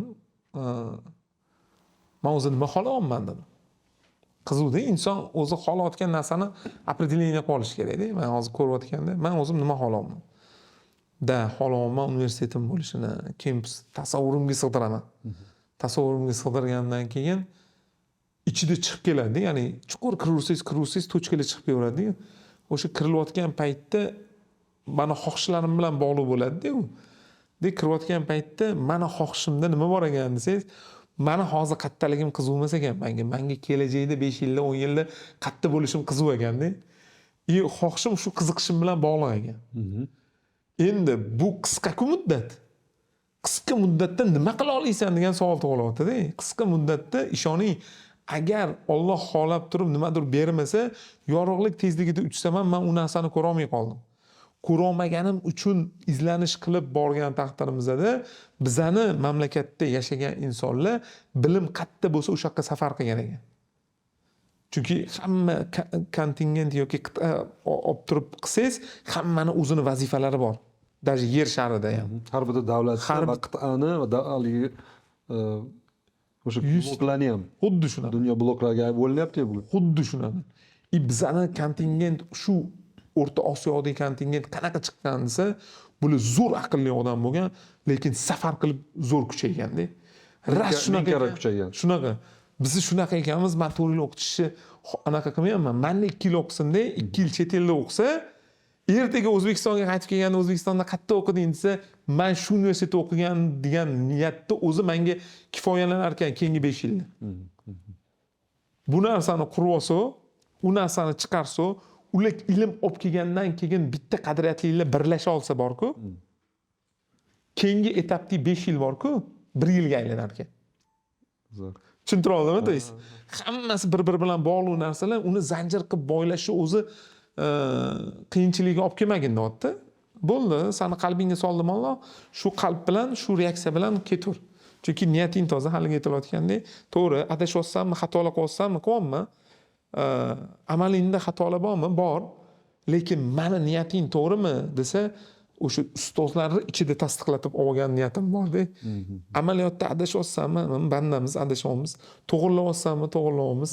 2 yildan keyin chiqaryapsanmi, chiqaryapmiz. O'sha maqsaddan to'xtamayapsanmi, to'xtamayapmiz. Bo'ldi, ketdi. Yo'q, Allohdan. Qoyil, zo'r. Men oxirigacha shu loyihangizni fanati bo'lib qolaman. Keyingi ta'lim sohasida qiladigan loyihalaringizni kutib qolaman. Katta. Agar bizdan qanaqadir yordam bo'ladigan bo'lsa, jonidir xizmat qilishga tayyorman bu loyiha uchun. Bu yerda baribir bitta inson qilolmas ekanda, qiyinda. O'shaning uchun har doim bizlarni ko'rayotgan muxlislardan ko'p so'rayman. Duoingizda eslab qo'yinglar, chunki kimni duosi qabul bo'lishini bilmaysizda. Bitta odamniki borku, shu bola erishsin duosi borku, ishoning 5 yil, 10 yil ham bor-ku, 10 sekundga aylanishi mumkin-da, bitta dona duo bilan. Albatta. U kimdir qiladi-da uni. Albatta. Shu 17 loyihaning ichida siz har xil ish boshqaruvchilar bilan, har xil menejerlaringiz bilan ishlaysizda. Hammasiga o'zingizni tabiiy vaqtingiz yetmaydi. O'sha CEO, Chief Operating Officer deydi-yu. Ularga qanaqa parametrda, ularni qanaqa parametr bilan tanlaysiz? Masalan, siz ideyniy odamsiz, siz visionersiz. Ko'rasiz o'sha narsani qilish kerak, mana bunaqa struktura bo'ladi, bajaringlar deysiz, ish topshirasiz. O'shanda CEOlaringizda qanaqa siz qo'yadigan talablaringiz bor? Emotsional talablardan bo'lsin, mayli bilim tarafidan to'g'ri, yaxshi obrazovanniy, hammamiz bilamiz. Hard skillslari ma'lum, lekin soft skillslari o'sha siz qo'yadigan talablarni qanaqadir emotsional talab va qanaqasini qidirasiz ish boshqaruvchilarda? Hozir o'zi ko'payib ketishiga yomon tarafi ham bor-da bu. Endi hozir tanlovni aytaman. Oldin haqiqatda menga ishonchli bo'lsin va kompetensiyasi bo'lsin derdim. Tajribasi bo'lsin va ishonchli bo'lsin. Bu ikkita kategoriya men uchun juda muhim bo'lgan. Hattoki bankda ham o'sha qarz berayotgan odam shu ikkita narsaga qaraganda. Agar qaysi biridir yo'q bo'lsa, agar aytaylik ishonchi yo'q bo'lsa, tajribasi bor, ishonchi yo'q bo'lsa, zalog so'raydi yoki teskarisi. Shu holatda qarardim, lekin hozirgi Bu bitta loyiha bo'lsa, bitta loyihada постоянно o'zingiz vovlechonni bo'lib turgan bo'lsangiz, mana shu ikkovi yetarli bo'ladi. Shunaqa. Lekin fokusingizni boshqa narsaga bermoqchi bo'lib, 2 ta, 3 ta, 5-loyiha, 17-loyihaga borganingizdan keyin avtomatda ishlash kerak-da biznesingiz. Shunaqa. O'shaning uchun siz eng zo'r CEO tanlagan bo'lishingiz kerak yoki qidiruvdasiz doim. Doim qidiruvdasiz. Nimalarga e'tibor berasiz? Masalan, men sizga CEO bo'lib kelmoqchi bo'lsam agar, qaysi parametrlardan o'tishim kerak? Menda o'sha 3 ta parametr bor. Birinchi ishonchli bo'lish kerak, ikkinchisi tajribali bo'lish kerak va uchinchisi qadriyatli bo'lish kerak degan anaqa qo'yganmiz. Chunki qadriyatli bo'lmasdan turmami ikkita olgan odamlarim bilan qaysidir darajagacha chiqib, keyin xayrlashadigan holat bo'lar ekan. Agar men bu 3 tasini jamlab olsangiz, bu uzoqroq ketar ekan. Ham qadriyatingiz to'g'ri keladi, bir-biriga tushadi, ham tajribasini ko'rasiz va ishonchliligini ko'rasiz. Bu 3 ta narsa match bo'ldi. Yurasiz. Endi CEOda qanaqa tanlaysan, qanaqa ketasan desa, birinchi kategoriya ham shu 3 ta narsa. Lekin buni ikkinchi tarafi bor. A loyiha bor, B komanda bor. Agar loyiha A bo'lsa, ya'ni yuqori ideya bo'lsa, B komanda torta oladi. Lekin B ideya bo'lsa, C komanda torta olmaydi. Unga A komanda kerak. Ya'ni strategiyani shunaqa qo'yamanki, men bu loyihaga birinchi ochko tushuntirib bering, salgina tushunarsiz bo'ldimi? Bo'ldi, boshqa aytamiz. A loyihaga B komanda, lekin B loyihaga C torta olmaydi, unga A komanda kerak. Shunaqa. Hop, men buni bitta boshqatdan aytaman. Masalan, aytaylik, A loyiha degani ideyani o'zi zo'r degan. A klass. Yuqori, vishshi klass. Ideya zo'r. Konkurent kam, bu ideya zo'r, bu narsani qilsangiz olib ketadi. Uningga A komanda bo'lishi shart emas. B komanda bilan qila olasiz demoqchiman. Ya'ni unga A komanda qo'ysangiz ham baribir yuradi, no расходingiz katta bo'ladi. Lekin ideya A bo'lsa-yu, B komanda bo'lsa, B komandani A ga olib chiqsangiz bo'ladi. Chunki ideyani o'zi A ga teng. Misol tariqasida It's hard to fuck up deydi-yu, xuddi Shunaqa, shunaqa. iloji yo'q o'zi payt. Shunaqa, masalan, Aroma Air ideyasi zo'r bo'lgan, chunki O'zbekistonda bo'lmagan, hech kim qilmagan va buni biz O'zbekistonga A ideya qilib olib kirganmiz. U A ideyaga men chet eldan A komandam kerak emas edi. Chunki ideya zo'r bo'lganligi uchun B komanda uni eplay oladi. Endi ideya B, ya'niki A emas, qiyinroq, konkurensiya bor, lekin B komanda, to есть B ideya. B ideya urumini zo'r ideya emas, kimdir qilgan bozorda bor. Ideya B. Lekin ideya B'ni C komanda bilan qila olmaysiz, bu torta olmaydi. Og'ir.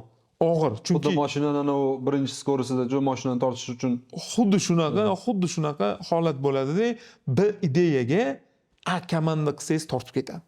Shunaqangi tortadiki, market ulushini tortib ola oladi.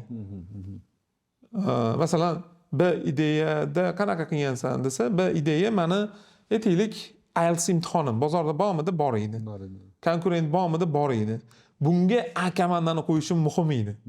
O'shaning uchun A komandani olib kirish uchun mashinamni tashlab ketganman, o'tmasam bo'lmaydi. Chunki bilaman u A komandaligini. A komanda yarata olishigacha bilardim. Tushunyapsizmi? To есть B ideyani A komandaga bersangiz, B ideyangiz A ideya bo'lib qoladi. A darajagacha chiqa oladi. Ya'ni market ulushini o'sha darajagacha olib chiqa olasiz. Lekin ikkita sakrab bo'lmaydi. A komanda B bilan o'yna oladi, B komanda A bilan o'yna oladi. Lekin C ga tushib bo'lmaydi. Ikkita sakrab bo'lmaydi. To есть orada A B C ku C bilan A ni vaqti qilib bo'lmaydi. Na C ideya bo'lsa ham ikkita sakratib bo'lmaydi. Chunki C ideya bo'lib turib A komanda qo'yib qo'ysangiz bor-ku, A komandadagi rasxod katta bo'lganligi uchun C ko'tarila olmaydi. Chunki ideyani uruvini o'zi C. o'zi C proyekt bilan shug'ullanmaslik kerak iloji bo'lsa. Iloji bo'lsa o'zi hozir zamon shunaqa. Shunaqa. Ya'ni ikkita proyekt A bilan B ga bo'lasiz, A bilan B qilib turib olib chiqishingiz kerak. C mi qilsangiz bo'ladi. C deganda nima tushuniladi desa, C ga limit bo'ladi. Расширение qila olmaysiz. To есть qo'pol qilib aytganda soqqakashlik bo'ladi. Toqqakashlikda masshtab bo'lmaydi, faqat plyuni qil ketdi degan narsa bo'ladi yoki joint venture bo'ladi yoki qanaqadir kichkina biznes bo'ladi. To есть 2 kishilik, 3 kishilik, 4 kishilik, 5 kishilik tortadigan narsa bo'ladi. O'shaning uchun C uni o'zi kategoriyasi bor. A deb nima qachon baholaysan, B deb qachon baholaysan, C deb qachon baholaysan deb. Lekin C da boshlagan odam doim B ga chiqish kerak, B da chiqqan odam doim A ga chiqish kerak. Men hozir bu yerda A B C deganda, jamoa deganda ularning kvalifikatsiyasi va kuchliligi va tajribaliligi bor. Shunaqa. Biznesni A B C varianti deganingizda hozirgi aytganingizga sal tushunmay qoldim. Chunki C deganingizda bu Tushundim. tez qilinadigan, oson qilinadigan 2-3 kishilik qanaqadir soqqakashlik biznesi deyapsiz. Yer olib sotib yuborish masalan. U naborot A loyiha emasmi? Tez sizga foyda olib kelyapti. Unga B kategoriya menejerlarni qo'ysa bo'ladi deganda. Yo'q, uni bunaqa qaramaymiz. Sal o'zgartiraman. Ikki xil biznes ketyapti hozir dunyoda. Bittasi klassik biznes, ikkinchisi artificial business. Ya'ni virtualniy. Hozir ikkita zamon ketadi bu yoqqa. Bittasi klassik biznes, bu hamma qilib yurgan biznes, qizil okean. Ikkinchi biznes hozir virtualniy ga ketyapti, ya'ni sun'iy biznes. Sun'iy biznes bilan klassik biznesni keyingi hayoti bu yerda 100 trillion pul aylanadi, bu yerda 10 trillion pul aylanadi. Yaxshi. Xuddi mana bir katta bozor bo'lsin, katta 10 gektarlik bozor bo'lsin, lekin bitta marketplace'si 100dan birini оборотini qilmaydi. Endi buni ABC nimaga teng degani desa, A variant virtualniy sun'iy biznesda A variant bu jahon biznesi bo'ladi. B variant regionalniy biznes bo'ladi. C variant Wildberries uzun. C variant lokalniy bo'ladi. Mana shu 3 ta ABC ga bo'linadi. Bu sun'iy virtualniy aktiv biznesida. Klassik biznesda ham xuddi shunaqa uровень bo'ladi. Xuddi shunaqa judgment qilsangiz bo'ladi. Jahon, regionalniy, lokalniy qilib qo'ysangiz bo'ladi. Lekin lokalniy bilan regionalniy jahonni ichida yana ABC bo'lsangiz bo'ladi. To есть savolni qo'yayotgan paytda qaysi biznesda desa, u aytaylik pulli tez aylanishi deyapsiz yoki nimadir. Uni qiymati hammasida har xil baholanadi. Foyda degan so'zni men benefitga o'zgartirgan bo'lardim. Benefitni mazmuni nima bo'ladi? Manfaat. Manfaat. O, bormi siz aka? biznesdagi ABC varianti topilayotgan foydaga qarab qo'yiladi, to'g'rimi? Mana hozir aytyapsiz, undagi yer olib sotib yuborish tez aylanishku, bu yaxshi A variant emasmi degan savolni berdingiz. Yo'q, bu insonga qarab turib jaji bo'ladi. Ya'ni inson sizga qaysi meni manfaat, qaysi biri afzal bo'lsa, o'sha afzallikka qarab turib ABCga bo'lib olasiz. ABCni o'zingiz belgilaysiz. Tushunyapsizmi? Chunki har bitta odamning ABCsi har xilda. Ko'chada pista sotayotgan odamning ABCsini so'rang, qotib qolasiz. Masalan, ko'chada pista sotayotgan odamning ABCsi tashqaridagi konkurenti bilan baholanadi. Deydi, Umid deydi, men bu yerda kuniga 80 ming pul topaman deydi. 120 ming pul topaman deydi. Yo'lni nari betida bor-ku deydi. Xuddi mendagi ishlaydi, u 80 ming foyda qiladi deydi. Tushunyapsizmi? Manfaatni foydaga asoslanib turib, o'zini kalibrida ABC belgilayapti. Lekin aka, neftni ishlagansiz, neftni ichiga kirsangiz, o'tda raqamlar umuman boshqacha. Ana uni butun umr topadigan kalibri neftinoyda bitta abetga teng.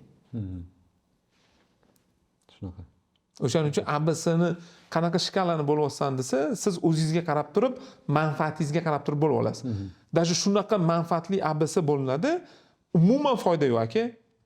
Faqat rasxod qilib maza qilasiz. A klassdagi biznes deysiz. Men faqat sarflab maza qilaman deysiz. Demak, o'sha biznes egasiga qadri, o'sha biznesni Albatta. qadri berayotgan energiyasi. Xuddi shunaqa. Energiyasi desam bo'ladi. Xuddi shunaqa. Mana shu xarakterli loyihangiz ham xuddi shunaqa. A klassdagi o'y, chunki A'dagi ertaga uni kommentariyalarni o'qigandagi mazasini boshqa biznesingizda ola olmaysiz. O'shaning uchun uni manfaati xohlagan pulingizdan yuqori turadi. Rahmat. Yo'q, rostdan shunaqa.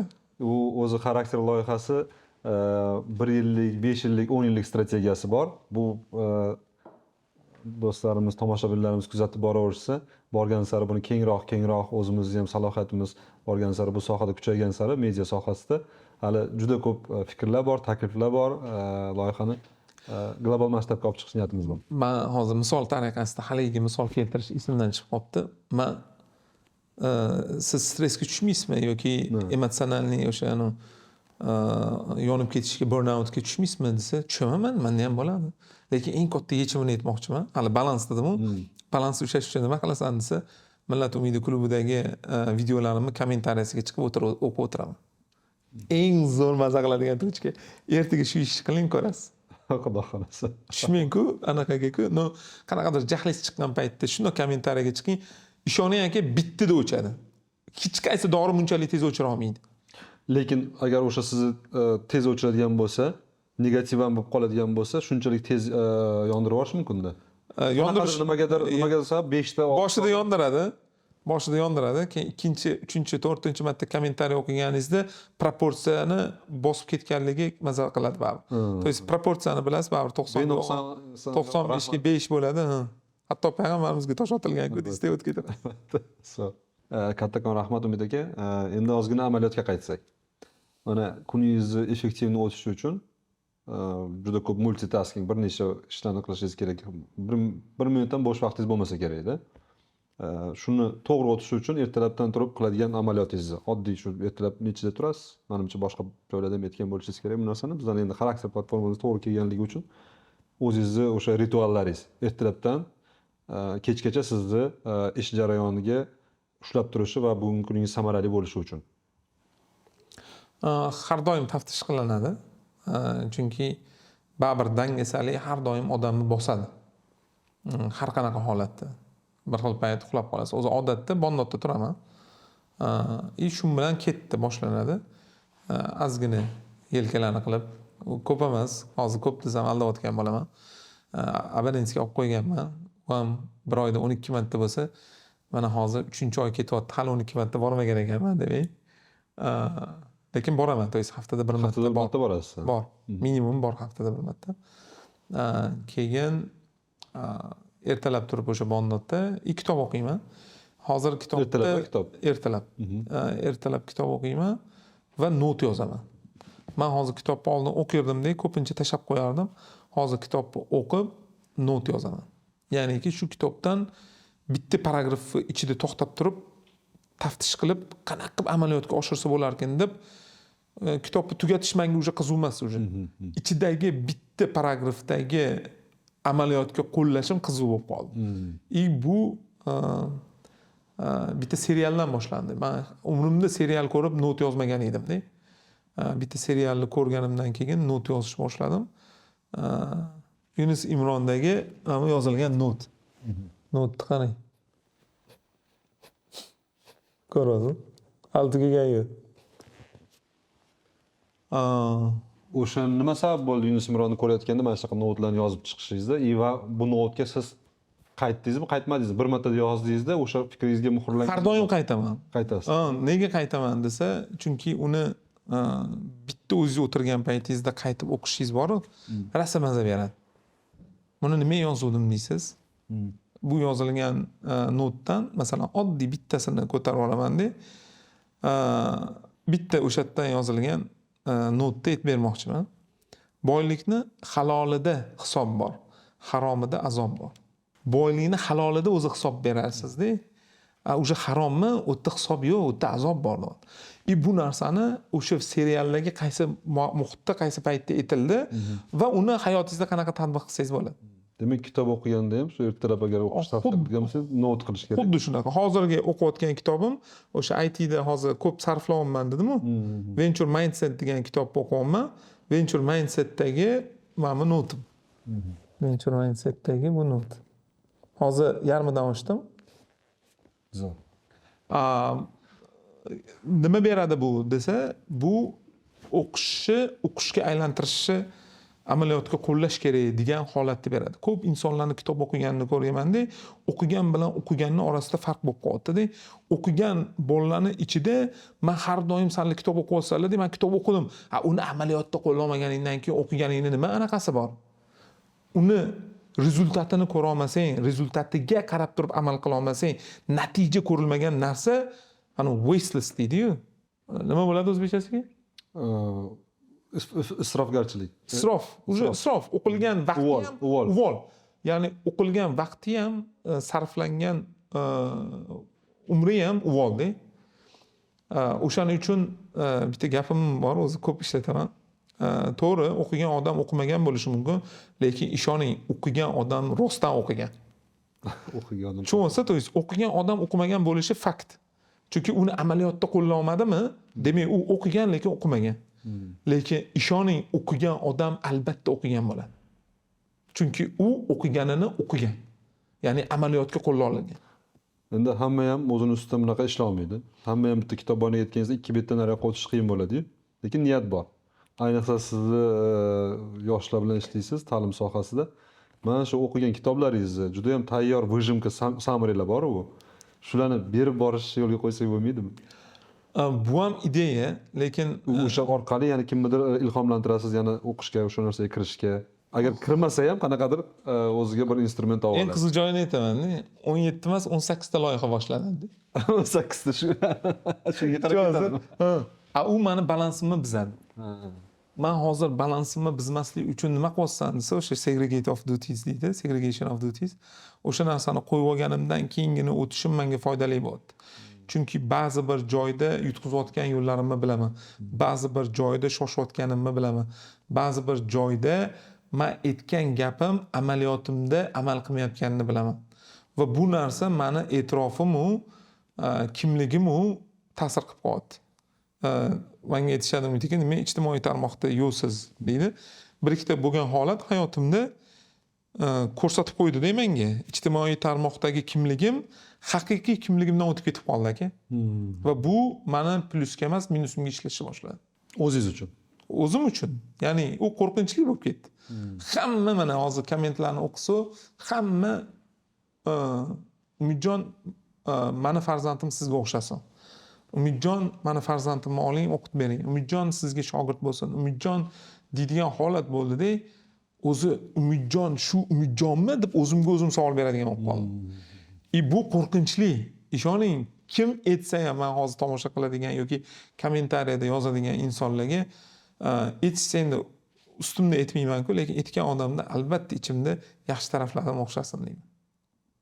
Chunki har bitta tarafi insonni xarakterida tashqariga ko'rinadigan tarafi bor, ichkarida xarakterida o'zini kimligi va qanaqa minus taraflari borligi bor. O'shaning uchun men har doim aytaman, biz insonmiz. Men ham o'sha ovqatni yeb hojatni chiqaradigan insonman. Hech qanaqa farqli yo'lim yo'q. Lekin yaxshi taraflaring bormidir desa, bordir, balkim jamiyat ko'rayotgandir. O'shani xohlab turib, o'sha taraflarim o'xshashini istardim. Lekin kimdir senga o'xshashini xohlarmiding desa, o'zi asli yo'q. Umidjonni erishgan yutug'i derdim. Sanlarning boshlang'ich qadamlaring bo'lsin deb niyat qilaman. To'ppa-to'g'ri. Ya'ni Umidjonga o'xshab turib limit qo'yish xato derdim. Hatto farzandlarimga aytaman. Mani otamni erishgan yutug'i degan mani birinchi qadamim bo'ladi deb boshlalaring deyman. Ana o'shanda maza qilasizsiz. O'shanda shogirdlaringiz sizdan o'tsa yoki havas qilgan inson sizdan o'tsagina maza qilasiz. Sizdagi chiqqani maza bermaydi. Bilmadim, menda unaqa emas-da. Masalan, shogirdlarimiz bor, zo'r o'tayotgan shogirdlar bor, maza qilasiz. Mana farzandlarimga men sizdek bo'laman dedi. Yo'q, siz mendan 100 karra kuchli bo'lasiz, 100 karra aqlli bo'lasiz, 100 karra ko'proq impact qila olasiz degan narsani hozirdan boryapmiz, qoyil. Boyagi aytgan gapingizdek, xuddi tashqi xarakter va ichki xarakter balansi buzilib qolmasligi uchun siz tashqi odamlar sizni qabul qilayotgan imijingiz ichki o'zingiz bilgan Umidjon bilan doim bir xil balansda bo'lishni xohlaysiz. Shunaqa bo'lishi kerak-da. Chunki mendan ko'p aytishadi, Umid aka deyishadi, adabiy tilda gapiring deyishadi. Umid aka mana sahnaga chiqib qolsa, adabiy tilda gapiring desam, bu ikkinchi Umidjon-ku deyman. To'g'ri gapira olmayman, meni ko'rib turganlar rostdan meni shu borim bilan yaxshi ko'rsin. Meni ertaga ko'chada ko'rsa yoki boshqa joyda ko'rsa, men boshqacha gaplashayotganimni ko'rsa, bu Umidjon boshqa ekan-ku deydi-ku, to'g'rimi? Tashqi ko'rinishi bilan ichki ko'rinishi o'tib ketishi xato-da bu. To есть bir xil bo'lishi kerak-da. Ammo haliga aytganimda ijtimoiy tarmoqdagi kimligim meni o'zimni kimligimdan o'tib ketib qoldi. U ko'rayotgan Umidjonni u darajadagi Umidjon emas. Chunki kommentlarni o'qisangiz maza qilishni boshlayman degan. Chunki u yerda pozitiv ko'p. Negativ sizni taftish qilishga olib keladi. Chunki negativda ham haqiqat bo'ladi. Hech qachon negativda haqiqat yo'q deb qaramayman. Chunki 6 chizsa, to'g'ri, 6 menga ko'rinadi, sizga 9 ko'rinadi. Lekin bu degani men haqman degani emas u. Agar buni tepasidan ko'rsangiz, ham tashqi ham ichki tarafni ko'rishni boshlaysiz xarakterda ham. U ikki taraf ko'ringani bilan kimgadir 6 bor, kimgadir 9 bor. Lekin bu ikkalovini tepadan ko'radigan odam, bizani ko'radigan muxlislar, o'shaning uchun ko'radigan yaxshi qismi o'xshasin deyman. Lekin kelajakdagi mediadagi yana qanaqa loyihalar bo'lishi kerak-ku. Chunki siz yetishdingiz, eng yuqori ligaga chiqdingiz desa ham bo'ladi. Ya, aka, men qo'ygan raqamlarni eshitsangiz, voобще hali bor. 10 yillikni men 4 baravar qisqartirsam zo'r bo'lardi degan fikrim. Demoqchimanki, boyagi balansni ushlash qanchalik muhim sizni darajangizda. Siz masalan boyagi aytganimizdek hali biznes qilmasdan turib biznesga o'tayotganlar qancha? Lekin shuncha siz biznesingiz bo'lib turib, imijingiz qancha oldinda yursa ham shuncha odam ilhomlantirgan bo'lasiz-ku. Borgan sari, masalan, vaqtingiz kam bo'lgan sari siz odamlarga dostupniy, odamlarga nima deydi, vaqt ajratishingiz qiyinroq bo'lib ketaveradi.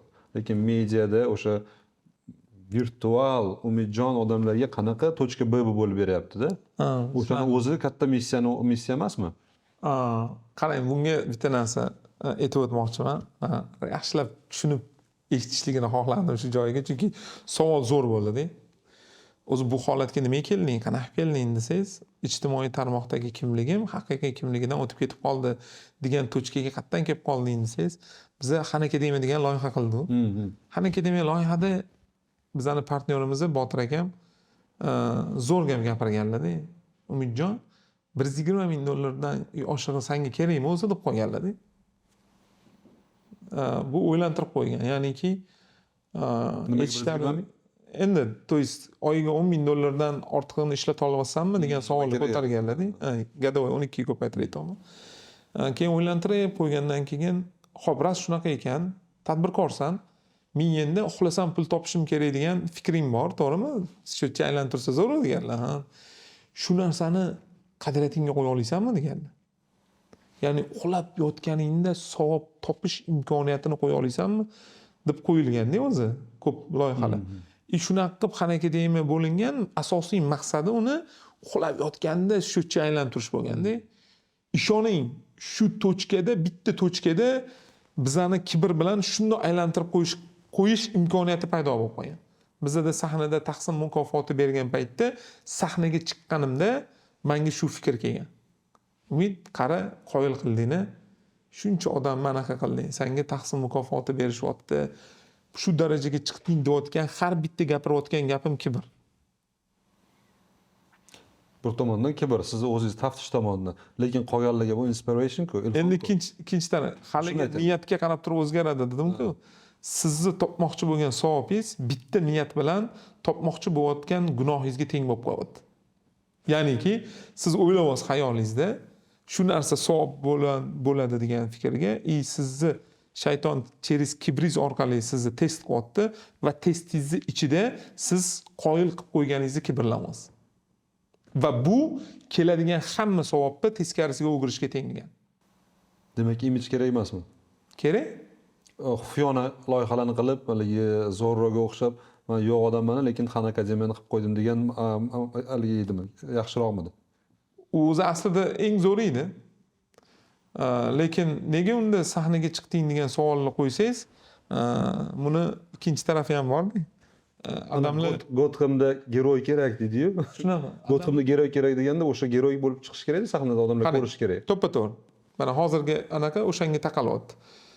Odamlar xufiyona qilishga doim za bo'lganda va bu o'zlarini yoshlik paytlaridagi xufiyona qilgan loyihalari bilan ko'p ta'sirli bo'lgan. Lekin bittasini xufiyona qila olmaganlar. Ada nega hammani oldida e'lon qilardi bu qilgan xufiyoningizni? Dedilar, "Men dabro berdim" dedilar. Nimaga dabro berdingiz? Bu xufiyonasini savobi ko'proq edi-ku. Desam, "Yo'q, Umidjon, bu musobaqaga tikkan edilar. Katta anaqa bu musobaqani etilishligi qolgan jamiyatdagi qolgan insonlarni qo'shilishiga olib keladi. Faqat niyatingni o'zgartirma bo'ldi" degan. Ya'niki, haligi niyatim Xan akademiyani qilishdagi savobni olib qolganda, bu fikr kelganda astag'firullohni qilgan o'zi to'xtaydi. Otilayotgan o'q yuragingga kelayotgan bo'lsa, bitta zikr bilan astag'firulloh bilan bu narsani o'zgartirib yubora olasan dedilar-da. O'shaning uchun jamiyatga chiqib bu qilayotgan ishlarni atrofingizda odamlar bilan birlashtirishingiz 1+1 2 emas 11 ga teng degan formulaga olib kelish uchun chiqiladi. Faqat bitta shartda niyat buzish kerak emas. Agar niyatning ichiga kibr keldimi, keladi ham. Hammaga men aytayman, kel dedim.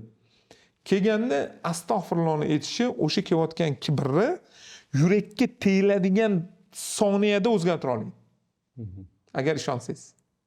Ishonsangiz albatta. Rahmat. Mazza qildim. Lekin zo'r suhbatlar. Men o'zim Yomon kirib ketaman lekin. Sizga o'zim- Va xohlamasdim bolalar rostdan. Rosa kirib ketamiz lekin. haligi o'zim bermoqchi bo'lgan savollarni berib o'tiribman. Bildim. Mana bu qasrni qurdik. Shu qasrga shunaqa insonlar ustozlarni olib kelib, ustozlardan dars olish uchun qilinganda o'zi bolalar qo'ymaymiz, yonib ketdi flashka desa ham mayli deyman-da. O'tgan safar flashka kuyib ketibdi bittasi. Hech mayli, haligi nasiba ekanda Hasan aka meni intervyu qiluvdilar o'zlari. Endi meni ko'rsatish maqsadida. Bolalar o'chirib yubordi shuni. Hammaniki chiqdi-yu, meniki chiqmadi-yu. Ha, yo'q, nega? Kuyib ketgan. Kuyib ketgan. Men aytdim, Alloh shuni xohladi demak, vaqti masdir, demak, u haligi masdir tema yoqmagandir. Yana davom etyapti. Mana shu narsani o'ziga intilganman-da. Shunaqadir. Ming marta Balki o'sha niyatga qarab niyatni o'zgartirmasa bo'ldi. Men lekin qattiq ishonaman. Rosa ko'p sinov kelgan bu bo'yicha. Umidjon aka, kattakon rahmat. Juda ham chiroyli suhbat bo'lyapti. Bizani bu yosh loyihamizga kelajakdagi takliflaringiz, tilaklaringiz bo'lsa, sizni shuncha katta yo'l bosgan ustoz sifatida bajondir qabul qilamiz va rioya qilamiz.